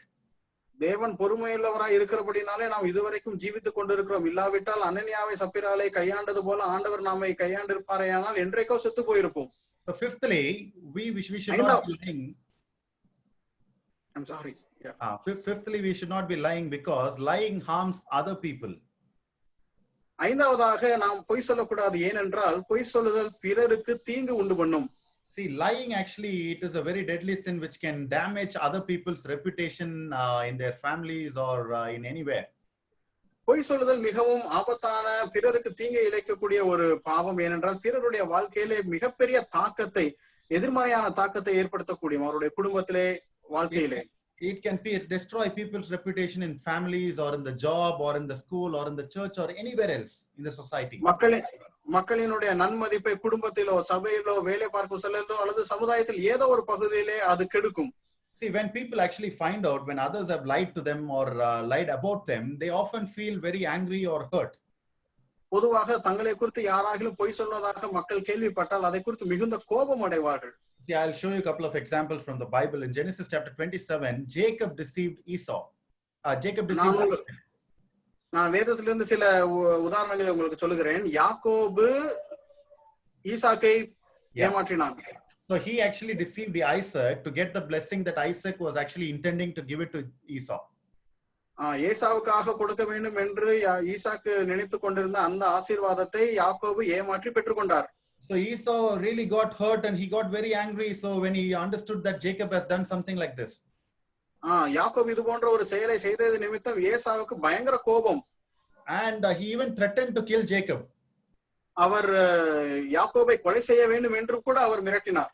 And as a result, actually Jacob had to flee from home, and Jacob and Esau were alienated for many years after that. அது நிமித்தமாக யாக்கோபு வீட்டை விட்டு புறப்பட வேண்டியதா இருந்தது. பல வருடங்கள் இருவரும் பிரிந்திருந்தார்கள். Because of Jacob's lies, Esau was really hurt. யாக்கோபினுடைய இந்த பொய் சொல்கிற காரியத்தினாலே ஏசா மிகவும் காயப்பட்டிருந்தார். And it was like a boomerang. Actually, it came back to Jacob later in his life. அது மீண்டுமாக யாக்கோபுக்கு அவருக்கே திரும்ப வந்தது. So his son, one point of time, his sons, they deceived Jacob. ஒரு குறிப்பிட்ட சந்தர்ப்பத்திலே யாக்கோபினுடைய பிள்ளைகள் அவரை வஞ்சித்தார்கள். So they told that Joseph is probably killed by some animal, so Joseph is no longer to be found. யோசேப்பு ஏதோ ஒரு மிருகத்தினாலே பட்சிக்கப்பட்டிருக்க வேண்டும் என்று சொல்லி அவர்கள் பொய் சொல்கிறார்கள். So many years actually that made Jacob very sad, and he was like really hurt when he heard that news. யாக்கோபு அந்த செய்தியை கேட்டபோது பயந்து துக்கமுற்றவனாய் பல வருடங்கள் துக்கத்திலே கழித்தார். So you may be telling a very simple or a usual casual lie, but that can harm other people in a very terrific manner.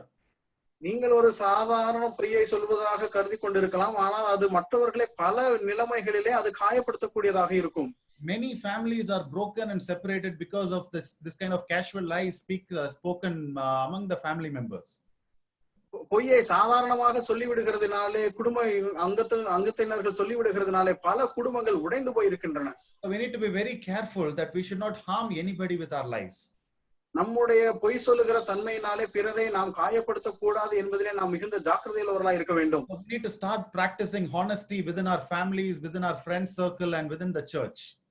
நம்முடைய குடும்பத்திலே, நம்முடைய நண்பர்கள் வட்டாரத்திலே, நம்முடைய சபைகளிலே நாம் மெய்யை பேசுவதை பயிற்சிக்க வேண்டும். And sixthly, lying influences others to sin. ஆறாவதாக பொய் சொல்லுதல் மற்றவர்கள் பாவம் செய்வதற்கு வழிவகுக்கும். See, normally, for example, if a son is observing his father continuously cheating on income tax, ஒரு குமாரன் தகப்பன் இந்த வருமான வரி காரியங்களிலே எப்பொழுதுமே ஏமாற்றுகிறார் என்பதை கவனித்துக் கொண்டிருக்கிறார் என்று வைத்துக் கொள்ளுங்கள். and that son is actually looking, one day a salesman is coming and his father is telling that particular son that go and tell him that I am not at home. யாரோ ஒருத்தர் விற்பனைக்காக வரும்பொழுது தகப்பன் சொல்றார், மகனை பார்த்து நான் வீட்டுல இல்லைன்னு போய் சொல்லு என்று சொல்கிறார் என்று வைத்துக் கொள்ளுங்கள். And the same father, when he is going out in a motorbike with the son, a police caught him, and he actually bribed the policeman without paying the exact fine. அதே அப்பா வந்து பையனை கூட்டிட்டு வண்டியில போய்கிட்டு இருக்கும்போது போலீஸ் பிடிக்கிறாங்க. அவர் வந்து ஃபைனை கட்டாம லஞ்சத்தை கொடுத்துட்டு கிளம்பிடுறாரு. And the same son later in his life, actually he was expelled out of the university for cheating in the exam. அதே மகன் பின் நாட்களிலே வரும்பொழுது பல்கலைக்கழகத்திலே தேர்ச்சியிலே தவறு செய்ததற்காக அவன் வெளியே அனுப்பப்படுகிறான். And the father asked the son, like, I just don't understand, where did you learn all these things? அப்பா கேட்டாரு, எனக்கு புரியல, நீ எங்க இருந்து இதெல்லாம் கத்துக்கிட்ட? And the son told, I actually learned it from you. பையன் சொன்னா, நான் உங்ககிட்ட இருந்து கத்துக்கிட்டேன். See, when you are speaking lies and when your children are watching you speaking lies, most likely they are also going to be liars. பிள்ளைகள் உங்களை கவனித்துக் கொண்டிருக்கிறார்கள். நீங்கள் பொய் சொல்லும் பொழுது அவர்கள் உங்களை கவனித்து உங்களைப் போலவே அவர்களும் பொய் சொல்வதற்கு வாய்ப்புகள், சாத்தியக்கூறுகள் உண்டு. They will not only lie, they will actually lie to you. அவர்கள் பொய் சொல்வது மாத்திரமல்ல, உங்களிடத்திலேயே பொய் சொல்வார்கள். Yeah, that is the most difficult reality you need to digest in the later part of your life. உங்களுடைய பின்னாட்களிலே, வாழ்க்கையின் பின்னாட்களிலே இது போன்ற ஒரு கடினமான விஷயத்தை நீங்கள் ஏற்றுக்கொள்ள வேண்டியதா இருக்கும். And lot of false teachers, they also deceive other people to sin by speaking lies. ஏராளமான கள்ள போதகர்களும் மக்களை பொய் சொல்லி வஞ்சிக்கிறார்கள். And when we already considered, when Satan lied in the Garden of Eden, that is the reason he motivated Adam and Eve to commit sin. நாம் ஏற்கனவே சிந்தித்தது போல சாத்தான் Eden தோட்டத்திலே பொய் சொன்ன போது அந்த ஒரு காரணத்திற்காகத்தான் அவன் ஆதாமையும் ஏவாளையும் அங்கே வஞ்சிக்கிற முயற்சிக்கிறான். So we should stay away from lying because we can also influence other people to speak lies. ஆகவே பொய் சொல்லுகிற காரியத்திலிருந்து நாம் விலகி இருக்க வேண்டும். ஏனென்றால் நாம் பொய் சொல்லும் பொழுது மற்றவர்களையும் தவறு செய்வதற்கு நாம் வழிவகுக்கிறோம். Seventh and the last reason why we should not lie. ஏழாவதாக நாம் ஏன் பொய் சொல்லக்கூடாது என்பதற்கான காரணம், lying leads to loss of respect and confidence. பொய் சொல்லுதல் மதிப்பையும் நம்பிக்கையும் இழக்க வைக்கும். Who can trust somebody who's known for telling lies? பொய் சொல்லுகிற யாரைத்தான் மக்கள் நம்புவார்கள்? So in Jeremiah chapter 9 and verse 4 and 5 we read something like this. We don't need to read that. எரேமியா 9:4-5 இப்படியாக நாம் வாசிக்கின்றோம். So people could not trust even their own brothers because they are known for lying and deceiving.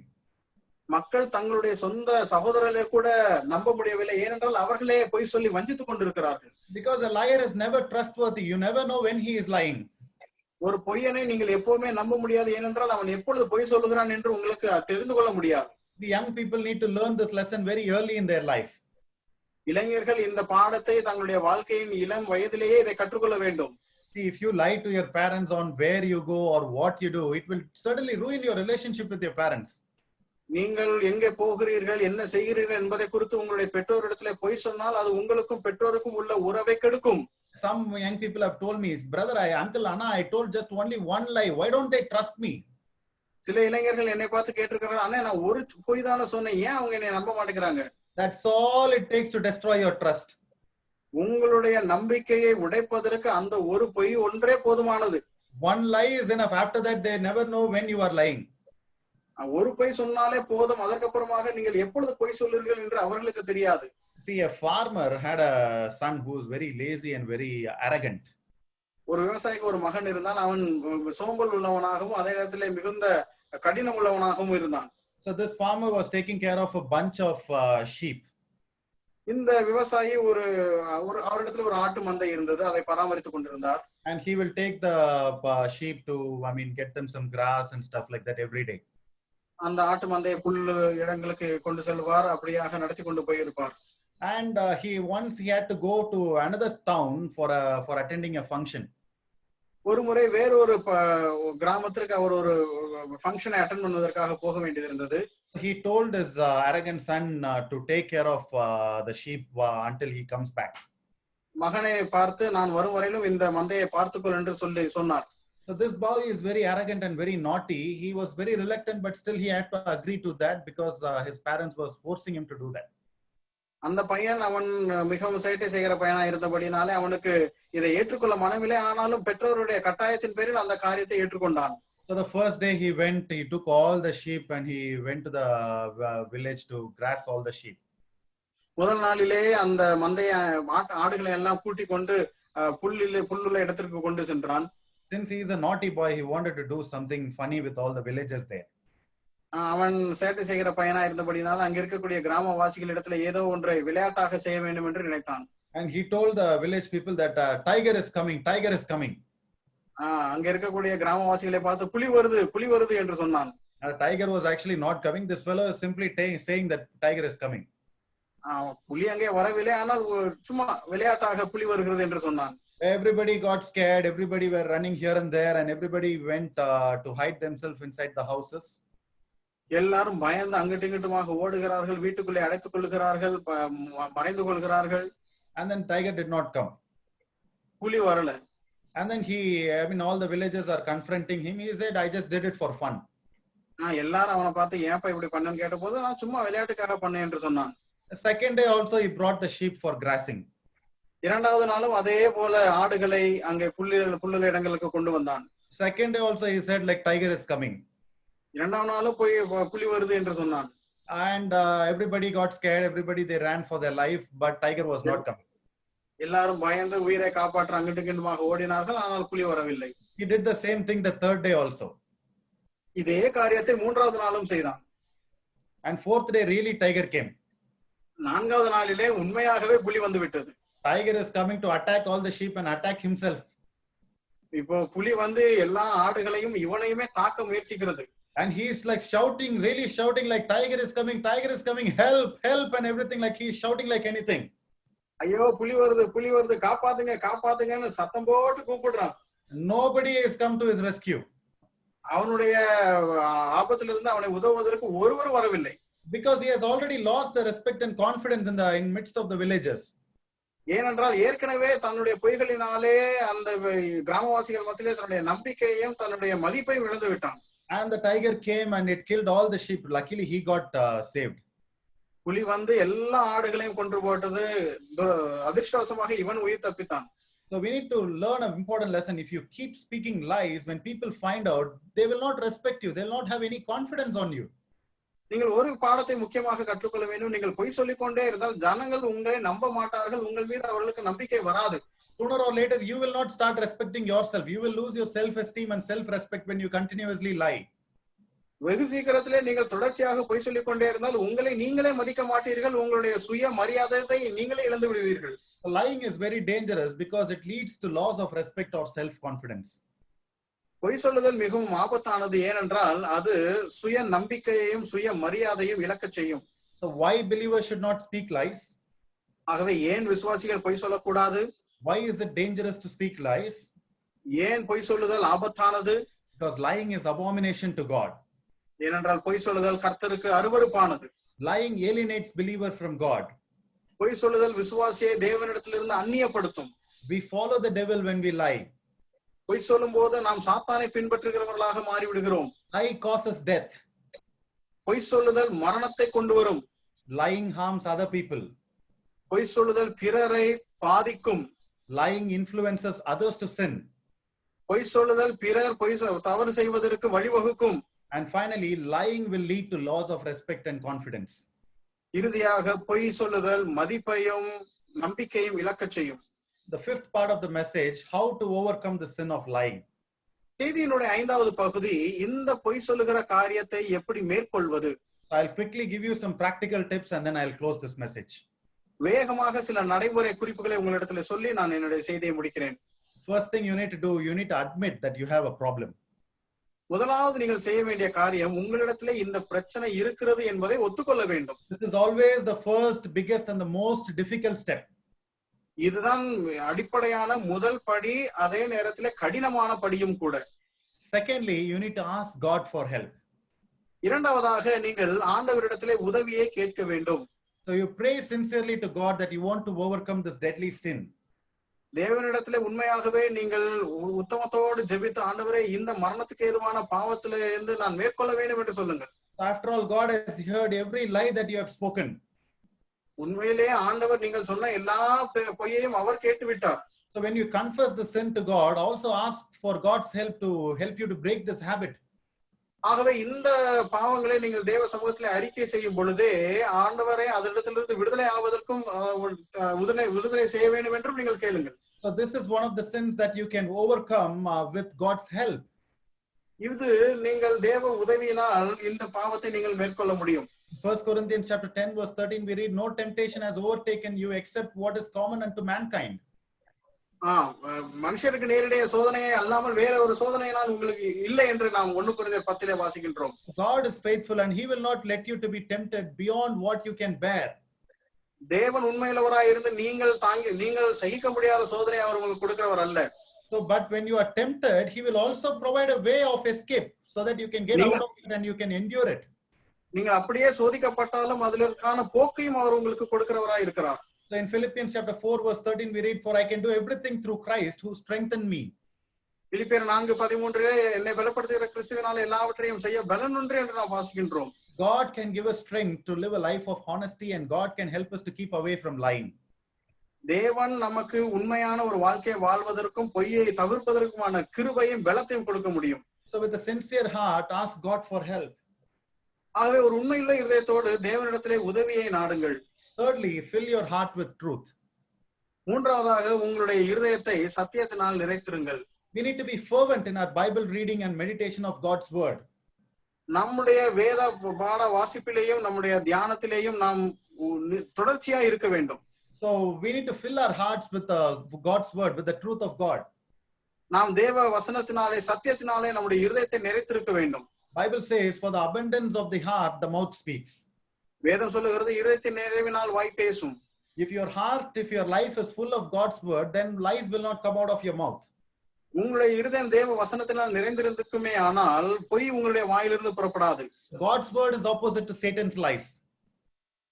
சாத்தானுடைய பொய்களுக்கு எதிரானது தேவனுடைய வார்த்தை. So to be speakers of truth, we must fill our hearts with truth, especially with God's word.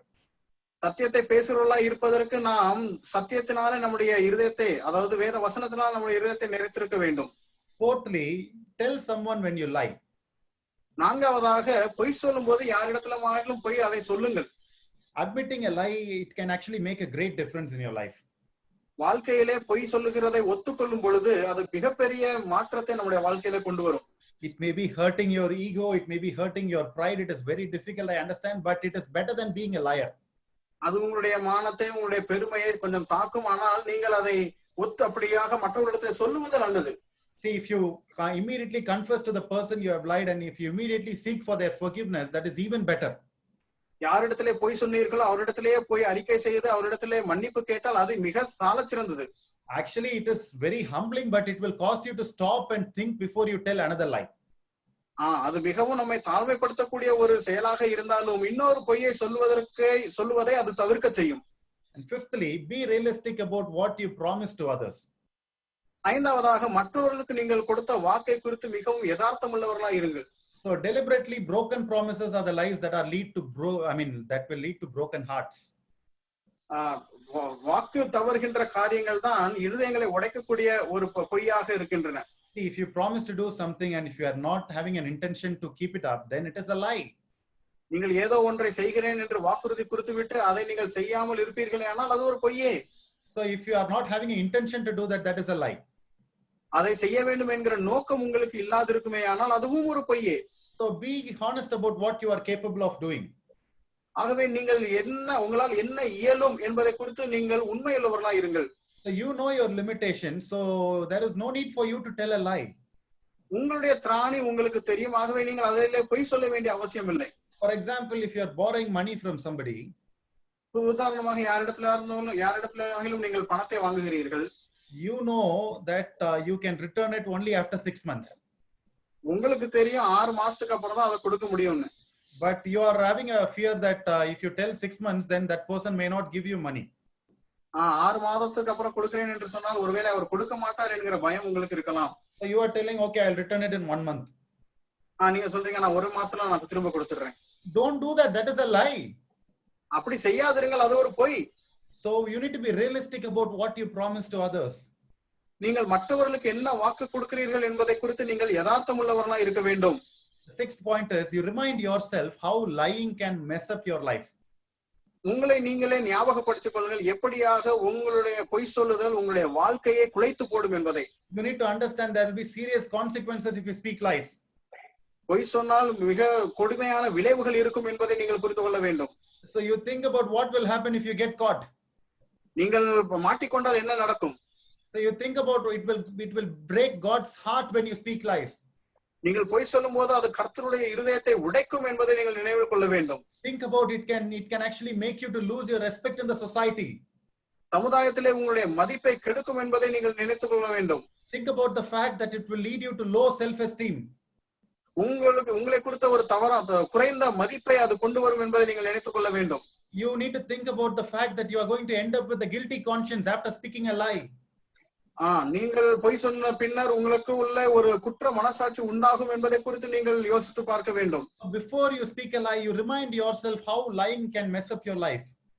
ஆகவே நீங்கள் பொய் சொல்வதற்கு முன்பதாக பொய் சொல்வதனால் எப்படியாக உங்களுடைய வாழ்க்கை கெட்டு போகும் என்பதை நீங்கள் உங்களுக்கு ஞாபகப்படுத்திக் கொள்ள வேண்டும். 7thly, try to figure out what pressurized you to lie. 7வதாக உங்களை பொய் சொல்ல வைத்த விஷயங்கள் எவைகள் என்பதை பாருங்கள். So every lie has a reason behind it. எந்த பொய்க்கும் பின்னாடி ஒரு காரணம் உண்டு. So find out the root cause and deal with the root cause, then you can get out of the sin. அந்த பொய் சொல்வதற்கான மூல காரணம் என்பதை பார்த்து அந்த மூல காரணத்தை நீங்கள் கையாளுங்கள். அப்படி செய்தால் நீங்கள் பாவத்தை மேற்கொள்ள முடியும். 8thly, talk to others about their expectations about you. 8வதாக மற்றவர்களிடத்திலே உங்களை குறித்து அவருடைய எதிர்பார்ப்புகள் என்ன என்பதை குறித்து தெரிந்து கொள்ள பேசுங்கள். Set what you are set the expectations very right in front of everybody that you behave. நீங்கள் யாரோடெல்லாம் பழகுகிறீர்களோ அவர்களிடத்திலே உங்களை குறித்த சரியான எதிர்பார்ப்புகளை நீங்கள் நிலைநிறுத்துங்கள். So if you are an employee in a company, if you can achieve only a certain target, discuss it with your manager with an open heart. Tell them that this is what you can do. ஒரு கம்பெனியிலே வேலை செய்து கொண்டிருக்கிறீர்கள், manager இடத்திலே நீங்கள் என்னால் இவ்வளவுதான் முடியும் என்பதை மிக தெளிவாக பேசிவிடுங்கள். So if you speak and discuss it in an open way, then it will avoid speaking lies in your life. நீங்கள் வெளிப்படையாக அப்படியாக நீங்கள் அவரிடத்திலே பேசும் பொழுது பொய் சொல்வதை தவிர்ப்பதற்கு அது உதவும். So whether it is in the family or in the church, in the society or in your workplace, set the expectations right about you so that will avoid you from lying. குடும்பமாக இருக்கட்டும், சபையாக இருக்கட்டும், சமுதாயமாக இருக்கட்டும், வேலை பார்க்கும் இடமாக இருக்கட்டும், உங்களை குறித்த விஷயம் என்னவோ, நிலைப்பாடு என்னவோ அதை சரியாக நிலைநிறுத்திக் கொள்ளுங்கள். 9thly, avoid people and influences that are known to be lying or deceiving. 9வதாக இது போன்ற பொய் சொல்லக்கூடிய வஞ்சிக்கக்கூடிய மக்களினுடைய தாக்கத்தில் இருந்து நீங்கள் உங்களை விலக்கிக் கொள்ளுங்கள். See, if you know somebody is like continuously, constantly lying, you better try to stay away from that particular person. ஒரு நபரை குறித்து அவர் எப்பொழுதுமே பொய் சொல்லிக் கொண்டிருப்பார் என்று உங்களுக்கு தெரியுமானால் அவரை விட்டு விலகி இருங்கள். See, we need to love everybody. We need to bring people back on the right track. That is true. நாம் எல்லாரையும் நேசிக்க வேண்டும், எல்லாரையும் மீண்டும் பழைய நிலைமைக்கு கொண்டு வர வேண்டும் என்பது உண்மையாக இருந்தாலும், so we should help the liars to repent and we should help them to seek forgiveness from God. நாம் பொய் சொல்லுகிறவர்களை அவர்களை மனம் திரும்ப செய்து அவர்கள் தேவனிடத்திலே மன்னிப்பை பெறுவதற்கு உதவி செய்ய வேண்டும் என்பது இருந்தாலும், but if they refuse to repent and continue to speak lies, then we must limit our association with those people. அவர்கள் பாவத்தை அறிக்கை செய்து அவர்கள் விட்டு விடுவதற்கு மனம் இல்லாமல் இருந்தால் அப்படிப்பட்டவர்களை விட்டு நாம் நம்மை விலக்கிக் கொள்ள வேண்டும். So you stay away from liars, then you will also stop speaking lies. நீங்கள் அப்படிப்பட்ட பொய் பேசுவதிலிருந்து விலகி கொண்டால் நீங்களும் பொய் பேசுவதை நிறுத்தி விடுவீர்கள். 10thly and lastly, commit to a life of honesty at all costs. இறுதியாக 10வதாக எல்லா சூழ்நிலையிலும் எந்த விலைக்கரியத்திலும் நீங்கள் உண்மையாய் நடந்து கொள்வதற்கு உங்களுடைய வாழ்க்கையை ஒப்புக் கொடுங்கள். Telling the truth might be very difficult for you or very uncomfortable for you sometimes. உண்மையை பேசுதல் ஒருவேளை உங்களுக்கு கடினமாகவும் அசௌகரியமாகவும் இருக்கக்கூடும் சில நேரங்களில். So, but if you start speaking everything in a very honest and a very integral way, I mean, with all integrity, then actually you will become the person whom you want to become. ஆனால் நீங்கள் பேசும்பொழுது உண்மையாக பேசி எல்லா விதமான உண்மையோடு நீங்கள் பேசுவதற்காக பழகி கொண்டால் நீங்கள் எப்படிப்பட்ட நபராக மாற விரும்புகிறீர்களோ அப்படிப்பட்ட நபராக மாறி விடுவீர்கள். So if you don't know an answer to a question, don't lie and make up something. Just tell that you don't know. உங்களுக்கு ஒரு விஷயத்திற்கான பதில் தெரியவில்லை என்று சொன்னால் ஏதோ ஒன்றை சொல்லி மழுப்புவதற்கு பதிலாக தெரியாது என்றே சொல்லிவிடுங்கள். Think before you speak. Is it the truth am I speaking? பேசுவதற்கு முன்பதாக நான் உண்மையை தான் பேசுகிறேனா என்பதை யோசித்து விடுங்கள். Actually, the freedom of truth will be really liberating. சத்தியம் என்கிற அந்த காரியம் நம்மை எப்பொழுதுமே சுயாதீனம் உள்ளதாக மாற்றும். So you don't need to remember everything when you speak the truth always. உண்மையை எப்பொழுதுமே பேசிக் கொண்டிருந்தால் எல்லாவற்றையும் நினைவில் கொள்ள வேண்டிய அவசியம் ஏற்படாது. So let us be honest in front of God. ஆகவே தேவனுக்கு முன்பதாக நாம் உண்மையுள்ளவர்களாக இருப்போம். So it may be very difficult to start living a life of honesty and integrity. உண்மையான சத்தியமான ஒரு வாழ்க்கையை வாழ்வது ஒருவேளை கடினமாக இருக்கலாம். But when we take the first step, when we stop the lies from our life, then soon we will start reaping the benefits of that life in a very peaceful way. நாம் முதல் படியை எடுத்து வைத்து அந்த ஒரு உண்மையான வாழ்க்கையை வாழ்வதற்கான காரியத்தை செய்ய முற்படும் பொழுது நாம் ஒரு வெற்றியுள்ள வாழ்க்கை வாழ முடியும். And when you really try and strive to live a honest life, then God will also be happy about you and you will be grateful for that. நீங்கள் உண்மையுள்ள வாழ்க்கையை வாழ்வதற்காக முயற்சி எடுக்கும் பொழுது தேவன் அதை குறித்து சந்தோஷப்படுவராக இருப்பார், நீங்களும் அதிலே சந்தோஷமா இருக்க முடியும். So finally I would like to read a verse from the Bible and let me close. இறுதியாக வேதத்திலிருந்து ஒரு வசனத்தை வாசித்து நான் முடிக்க விரும்புகிறேன். Psalm chapter 24 verses 3 to 5. 24வது சங்கீதம் 3 முதல் 5 வரையுள்ள வசனங்கள். Who will stand in God's holy place? யார் கர்த்தருடைய பர்வதத்தில் ஏறுவான்? Those who have clean hands and a pure heart. கைகளில் சுத்தமுள்ளவனும் இருதயத்தில் மாசுதாவுமாய் இருந்து. Those who have not lifted up their souls to falsehood and have not sworn deceitfully. தன் ஆத்மாவை மாயைக்கு ஒப்புக்கொடாமலும் கபடாய் ஆணையிடாமலும் இருக்கிறவனே. So this kind of a person will be blessed by the Lord. இப்படிப்பட்ட நபர் தேவனால் ஆசீர்வதிக்கப்படுகிற நபராய் இருப்பார். Lying is truly an abomination to God. பொய் சொல்லுதல் உண்மையிலேயே தேவனுக்கு அருவருப்பான ஒரு விஷயம். God hates a lying tongue. தேவன் பொய் உதடுகளை அருவருக்கிறார். What about you and me tonight? இந்த மாலை வேளையில உங்களை குறித்தும் என்னை குறித்தும் காரியம் என்ன? Are we living a life of honesty and integrity? நம்முடைய உண்மையுள்ள உத்தமமான ஒரு வாழ்க்கை வாழ்கிறோமா? So let us speak the truth always. Let our speech be pure and let it build other people's life. நாம் எப்பொழுதுமே உண்மையை பேசுவோம், சுத்தமாய் பேசுவோம், மற்றவருடைய வாழ்க்கையை நம்முடைய பேச்சுக்கள் கட்டட்டும். We should be known as a person of integrity. நாம் உத்தமர்கள் என்கிற ஒரு நபராக அறியப்பட வேண்டும். We should be known as a person who can be trusted. நம்பிக்கைக்குரிய நபராக நாம் அறியப்பட வேண்டும். Our God is a God who can be trusted at his word. நம்முடைய தேவன் அவருடைய வார்த்தையிலே நம்பப்படத்தக்க தேவன். So if God is within us, God is in us, then our words also should be trustworthy and true. தேவன் நமக்குள்ளாக இருப்பார் என்று சொன்னால் நம்முடைய வார்த்தைகளும் நம்பத்தகுந்த வார்த்தைகளாக இருக்க வேண்டும். So may God help us to overcome this destructive sin of lying in our life. ஆண்டவர் தாமே இப்படிப்பட்ட அழிவுக்குரிய பாவத்தை மேற்கொள்வதற்கு தேவ கிருபைகளை தருவாராக. It is really destructive. It can even cause sudden death in our life. அது மிகவும் அழிவுக்குரியது. நம்முடைய வாழ்க்கையிலே திடீரென்று மரணத்தை கூட அது ஏற்படுத்தக்கூடும். So let us not take it so lightly. Let us confess before God and let us set our life right in the sight of God. அதை நாம் சாதாரணமாக எடுத்துக்கொள்ளாமல் அதை தேவ சமூகத்தில் அறிக்கையிட்டு காரியங்களை சரி செய்ய முயற்சிப்போம். So I thank everyone for your patient listening. உங்களுடைய பொறுமையான பொறுமையோடு கேட்டமைக்காக நான் உங்கள் அனைவருக்கும் என்னுடைய நன்றியை தெரிவித்துக் கொள்கிறேன். I thank the Kodambakam Assembly and Brother Santosh Johnson for giving me this opportunity. Kodambakkam சபையாருக்கும் சகோதரர் சந்தோஷ் ஜான்சன் எனக்கு இந்த வாய்ப்பை கொடுத்தமைக்காகவும் நான் அவர்களுக்கு என்னுடைய நன்றியை தெரிவித்துக் கொள்கிறேன். And once again I really thank Brother Roland for the wonderful and excellent translation for the last 2 days. மீண்டுமாக சகோதரர் ரோலன் கடந்த 2 நாட்களாக சரியாக மொழிபெயர்த்தமைக்காக என்னுடைய நன்றியை தெரிவித்துக் கொள்கிறேன். Thank you. May God's name be glorified. நன்றி. தேவனுடைய நாமம் மகிமைப்படுவதாக.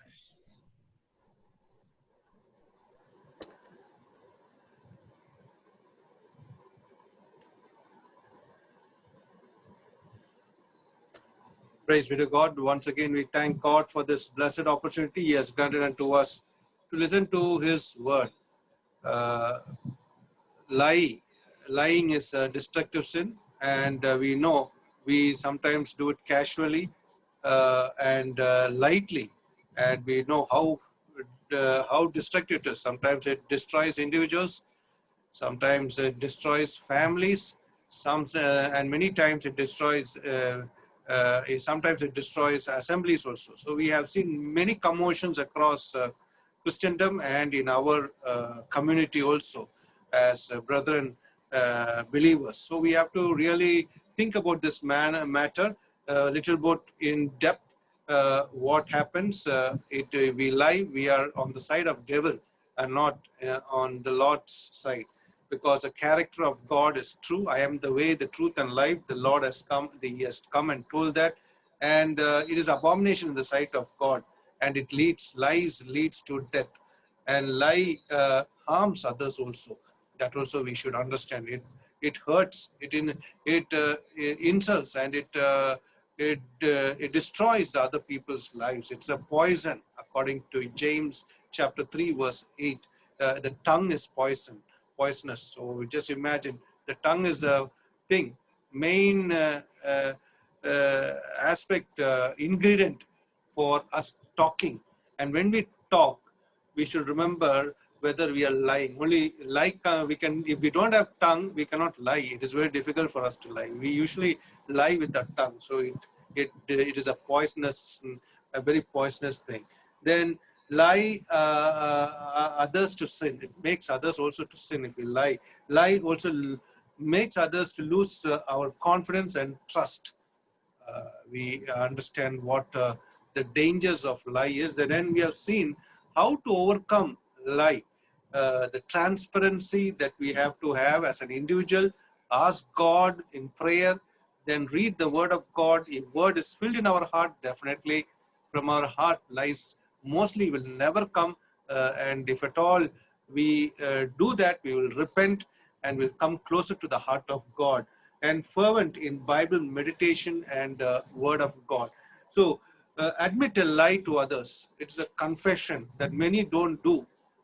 Many lie and they don't confess, whether it is between a husband or a wife, or a wife to a husband, or between children and parents, or between elders to elders. So depending on different categories of people, we don't admit our lie. We don't confess. That is the biggest problem we face, the egoism. So we have to confess. If at all we are having a confessing heart, then as we read in Romans chapter 10, verse 9 and 9 onwards, with a mouth, with our lips we confess, but with our heart we believe.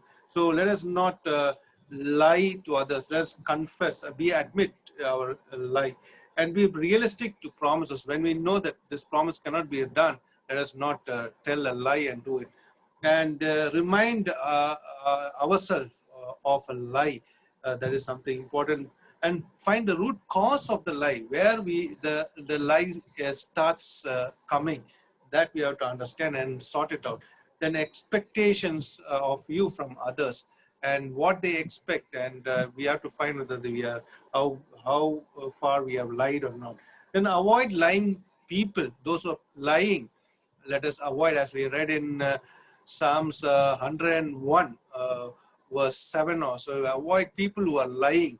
And I earlier told in Psalms 101 verse 3, it is not Psalms 101 verse 0, it's Psalms 141 verse 3, that I have a watch over my lips over the thing. And that was so door to my mouth. So that we have to see that the Lord will do that. And finally, honesty, truth is the best thing, and we should see to that we don't do it. We don't lie, and we keep the honesty and truth in our life. So we have seen the destructive sin yesterday of the various reasons, types, and all that. Today we have seen the dangers and the cure, and how to overcome the lie. So we praise God for how God has spoken through our dear brother Surendran these last 2 evenings. God has really spoken, I believe, to definitely it would have spoken to each one of our hearts, if we have to admit, because most of the time, at any one time or the other time, like a common cold, we would have lied to our parents, to our to our fellow believers, to our fellow family members, or whoever it is. We should remember lying is a big sin, and it is in Revelations we read it's a part of the sin which God abominates. So we should really be careful when we talk to others, because the reason for our gospel not effective, the reason for our testimony not effective, it is all because of lying. So one of the main reasons because of lying. So we should remember all these and continue to purify ourselves from this problem and cure ourselves through prayer and word of reading and reading the word of God. So may the Lord help us in everything in the days to come. And we thank once again Brother Surendran in the Lord that God has spoken through you, dear Brother Surendran. May God use you more so that God may bless you abundantly. And we are praying for you for your future also. Also, we thank Brother Roland, who readily, immediately accepted the invitation for the translation purpose. And Brother Roland is, as we heard, is a good translator. We praise God for his presence. And his father is also from Sankaran Koil, who has already come into this meeting 2 months ago, I believe. I think so. So is Evangelist Paul Emmanuel. And we praise God for his son also in that same line, Brother Roland from Okempet Christian Assembly. May God bless you, Brother Roland. Thank you for joining. May God be with you also, and your family especially. We also thank the young brothers. Of course, Surendran, you're also young, and still I cannot consider you. We consider the young brothers, Jason and Brother Joshua at the keyboards, Jason at the vocals. We praise God for for the songs you sang. Both the songs were very good from the Tamil songbook. May God use you more in the days to come. And we also, above all, thank each one of you. May God be with you all. All these points which you are learning day after day in the evening, may God make you understand it, and may God enable you to learn it, and may God enable you to apply it. That is the main reason we are listening. Most of the times we don't apply it in our lives. We just hear it and go, and we're not doers, as we read in James first chapter. So we have to understand, as we listen, let us apply it in our lives, let us do it in our lives, and be really good and great Christians in our wilderness journey. So we thank all of you for praying, for involving, for all the elders, evangelists, brothers, sisters, families, churches, Bible teachers, and all who have come. May God be with each one of you, wherever you are, in different places. May the praise of the Lord be with you all. Once again, we praise God. Now we are closing this evening Bible study with a word of prayer. For the closing prayer, I request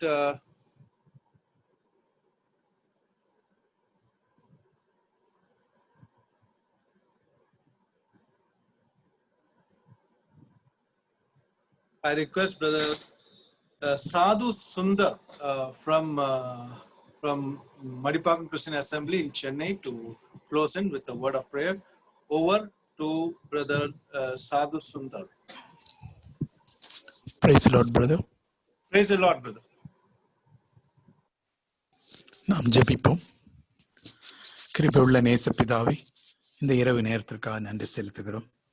உம்முடைய சமூகத்தில் தரித்திருந்து உம்முடைய சத்திய வார்த்தைகளை கேட்கும்படியாக எங்களை நீர் பாதுகாத்து வழிநடத்துவதற்காக நன்றி செலுத்துகிறோம். கர்த்தாவே, இந்த நல் வேளைக்காக மீண்டுமாக உம்மை ஸ்தோத்திரித்து இந்த வார்த்தைகளை எங்களுடைய இருதயங்களுக்கு போஜனமாக இருக்க உதவி செய்யும். கர்த்தாவே, உம்முடைய திருவசன கண்ணாடி முன்பாக நாங்கள் எங்களை சீர்தூக்கி பார்க்கிறோம். நாங்கள் என்னுடைய வாழ்க்கையிலே எவ்வளவு குறைவுள்ளவர்கள் என்பதை உம்முடைய வார்த்தைகள் மூலமாக நாங்கள் அறிந்து கொள்கிறோம் கர்த்தாவே. பொய் பேசுவதில் நாங்கள் எங்களுடைய வாழ்க்கையின் ஒரு அங்கமாக கருதுகிறோம். அதனுடைய விளைவுகளை சிந்திக்காமல் இருக்கிறோம் கர்த்தாவே. எங்களுக்கு இன்று நீர் கொடுத்த நல்ல ஆலோசனைகளுக்காக நன்றி செலுத்துகிறோம். பொய் உமக்கு அருவருப்பானது என்பதை நாங்கள் உணர்கிறோம் கர்த்தாவே. பொய்யின் பிதாவாகிய சாத்தானுக்கு நாங்கள் சேவை செயல்களாக மாறிவிடுகிறோம் என்பதை உணர்கிறோம் கர்த்தாவே. அது எங்களை அழிவுக்கு நேராக கொண்டு போய்விடும் என்பதை இந்த வேளையில் உம்முடைய மகனை கொண்டு எங்களோட பேசியதுக்காக நன்றி செலுத்துகிறோம். இவைகளிலிருந்து விடுபட வேண்டிய ஆலோசனைகளை கொடுத்திருக்கிற கர்த்தாவே, இவளை நாங்கள் கைக்கொள்ள உதவி செய்யும். எங்களுக்கு மன தைரியத்தை கொடுத்தருளும். எங்களுடைய தவறுகளை உணர்ந்து கொள்ளும் பொழுது அதை நாங்கள் தைரியமாக ஒத்துக்கொள்ளுகிற பக்குவத்தை எங்களுக்கு தாரும் கர்த்தாவே. அநேக வேளையில் எங்களுடைய இமேஜ், ஈகோ இவைகளை வைத்து நாங்கள் தவறுகிறவர்களாக இருக்கிறோம் கர்த்தாவே. ஆனால் உமக்கு முன்பாக நாங்கள் தவறுகிறவர்களாக இருந்து அதன் மூலமாக உண்மை நாங்கள் வேதனைப்படுத்துகிறோம் என்பதை இந்த இரவு நேரத்தில் கற்றுக் கொடுத்தீர். அதற்காக நன்றி செலுத்துகிறோம். அருமை சகோதரன் சுரேந்திரன் உடைய சமூகத்தில் வைக்கிறோம் கர்த்தாவே. இந்த இள வயதில் நீர் கொடுத்த அபரிதமான ஞானத்திற்காக நன்றி செலுத்துகிறோம். அவருடைய வாழ்க்கையை உடைய சமூகத்தில் வைக்கிறோம். அவரை நீர் விளக்காக வைத்திருப்பதற்காக நன்றி செலுத்துகிறோம். அவருக்கு உம்முடைய சித்தத்தின்படியே வாழ்க்கை துணையை தந்திருப்பதற்காக நன்றி செலுத்துகிறோம். வருங்காலங்களில் அவர்கள் குடும்பமாக உம்முடைய பண்ணையில் உழைக்கவும் அதன் மூலமாக எங்களை போன்ற அநேகர் பயன்பெறவும் நீர் தொடர்ந்து அவரை பயன்படுத்த வேண்டுமாயும் வேண்டுதல் செய்கிறோம். மொழிபெயர்த்த அருமை மகனை உம்முடைய சமூகத்தில் வைக்கிறோம்.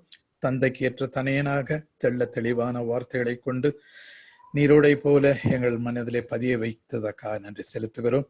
அவருக்கும் நீர் கொடுத்திருக்கிற ஞானத்திற்காகவும் அவர் கொடுத்திருக்கிற இந்த தாளந்துக்காக நன்றி செலுத்துகிறோம். தொடர்ந்து அவரை பாதுகாத்து உம்முடைய நாமத்தை உயர்த்தி கொள்ள வேண்டுமாய் வேண்டுதல் செய்கிறோம். பாடல்களால் உம்மை மகிமைப்படுத்திய பிள்ளைகளை உம்முடைய சமூகத்தில் வைக்கிறோம். சத்திய வேதம் எங்களுடைய கள்ளங்கபடுகளை அகற்றும் என்று அழகாக பாடி எங்களுக்கு சத்தியத்தை போதித்ததுக்காக நன்றி செலுத்துகிறோம் கர்த்தாவே. இவ்விதமாக வசனம் கிடைக்கப்பெற வசனம் செல்லும்படியான வாசல்களை திறக்க ஆண்டவரே நீர் வைத்திருக்கிற சகோதரனுக்காகவும் சகோதரன் சந்தோஷ் ஜான்சனுக்காகவும் கோடம்பாக்கம் சபைக்காகவும் GLM புத்தக ஊழியத்திற்காகவும் நன்றி செலுத்துகிறோம். தொடர்ந்து அவருடைய ஆசீர்வாதம் அவருடைய பிரயாசங்களை நீர் காத்துக்கொள்ளும். அவருடைய கைகளை பலப்படுத்தும்படியாக அநேகருடைய சிந்தையை நீர் ஆட்கொள்ள வேண்டுமாய் வேண்டுதல் செய்கிறோம். தொடர்ந்து இந்த கூட்டங்கள் மூலமாக எங்களை நீர் பிரயோஜனப்படுத்திக் கொள்கிறதுக்காக நன்றி செலுத்துகிறோம். எங்களுக்கு பிரயோஜனமாய் இருக்கிற வார்த்தைகளுக்காக நன்றி செலுத்துகிறோம். சத்திய வார்த்தைகளை நாங்கள் தொடர்ந்து எங்களுடைய இருதயங்களை வைத்து உம்முடைய பிரமாணங்களை நாங்கள் வைத்து எங்களுடைய வாழ்க்கையை உமக்கு சாட்சியாக வழிநடத்த வரும் நாட்களை நீர் கூட்டி வழங்க வேண்டுமா வேண்டுதல் செய்கிறோம். துதி கன மகிமை யாவற்றும் உமக்கே செலுத்துகிறோம். இரட்சகரும் மீட்பரும் ஆண்டோருமாகிய இயேசு கிறிஸ்துனுடைய பரிசுத்த நாமத்தில் வேண்டிக் கொள்கிறோம் எங்கள் நல்ல பிதாவே. ஆமேன். May the love of God the Father, the grace of the Lord Jesus Christ, and the fellowship of the Holy Spirit be with each one of us now and forevermore. Amen. Thank you all for joining in. Tomorrow evening, we are having with us an important speaker. All are important, but still, he is from USA, and he is Brother Nate Bramson, very blessed speaker. He has already come to Madipakam and other assemblies. May God use him tomorrow evening also, God willing. We are waiting for him. So tomorrow evening, we are going to have, God willing, with us, Brother Nate Bramson from USA. Please pray about it. May God use each one of us by hearing that word of God, if it is the Lord's will, if the Lord tarries. Till we meet tomorrow evening, may God be with us. God bless. Thank you.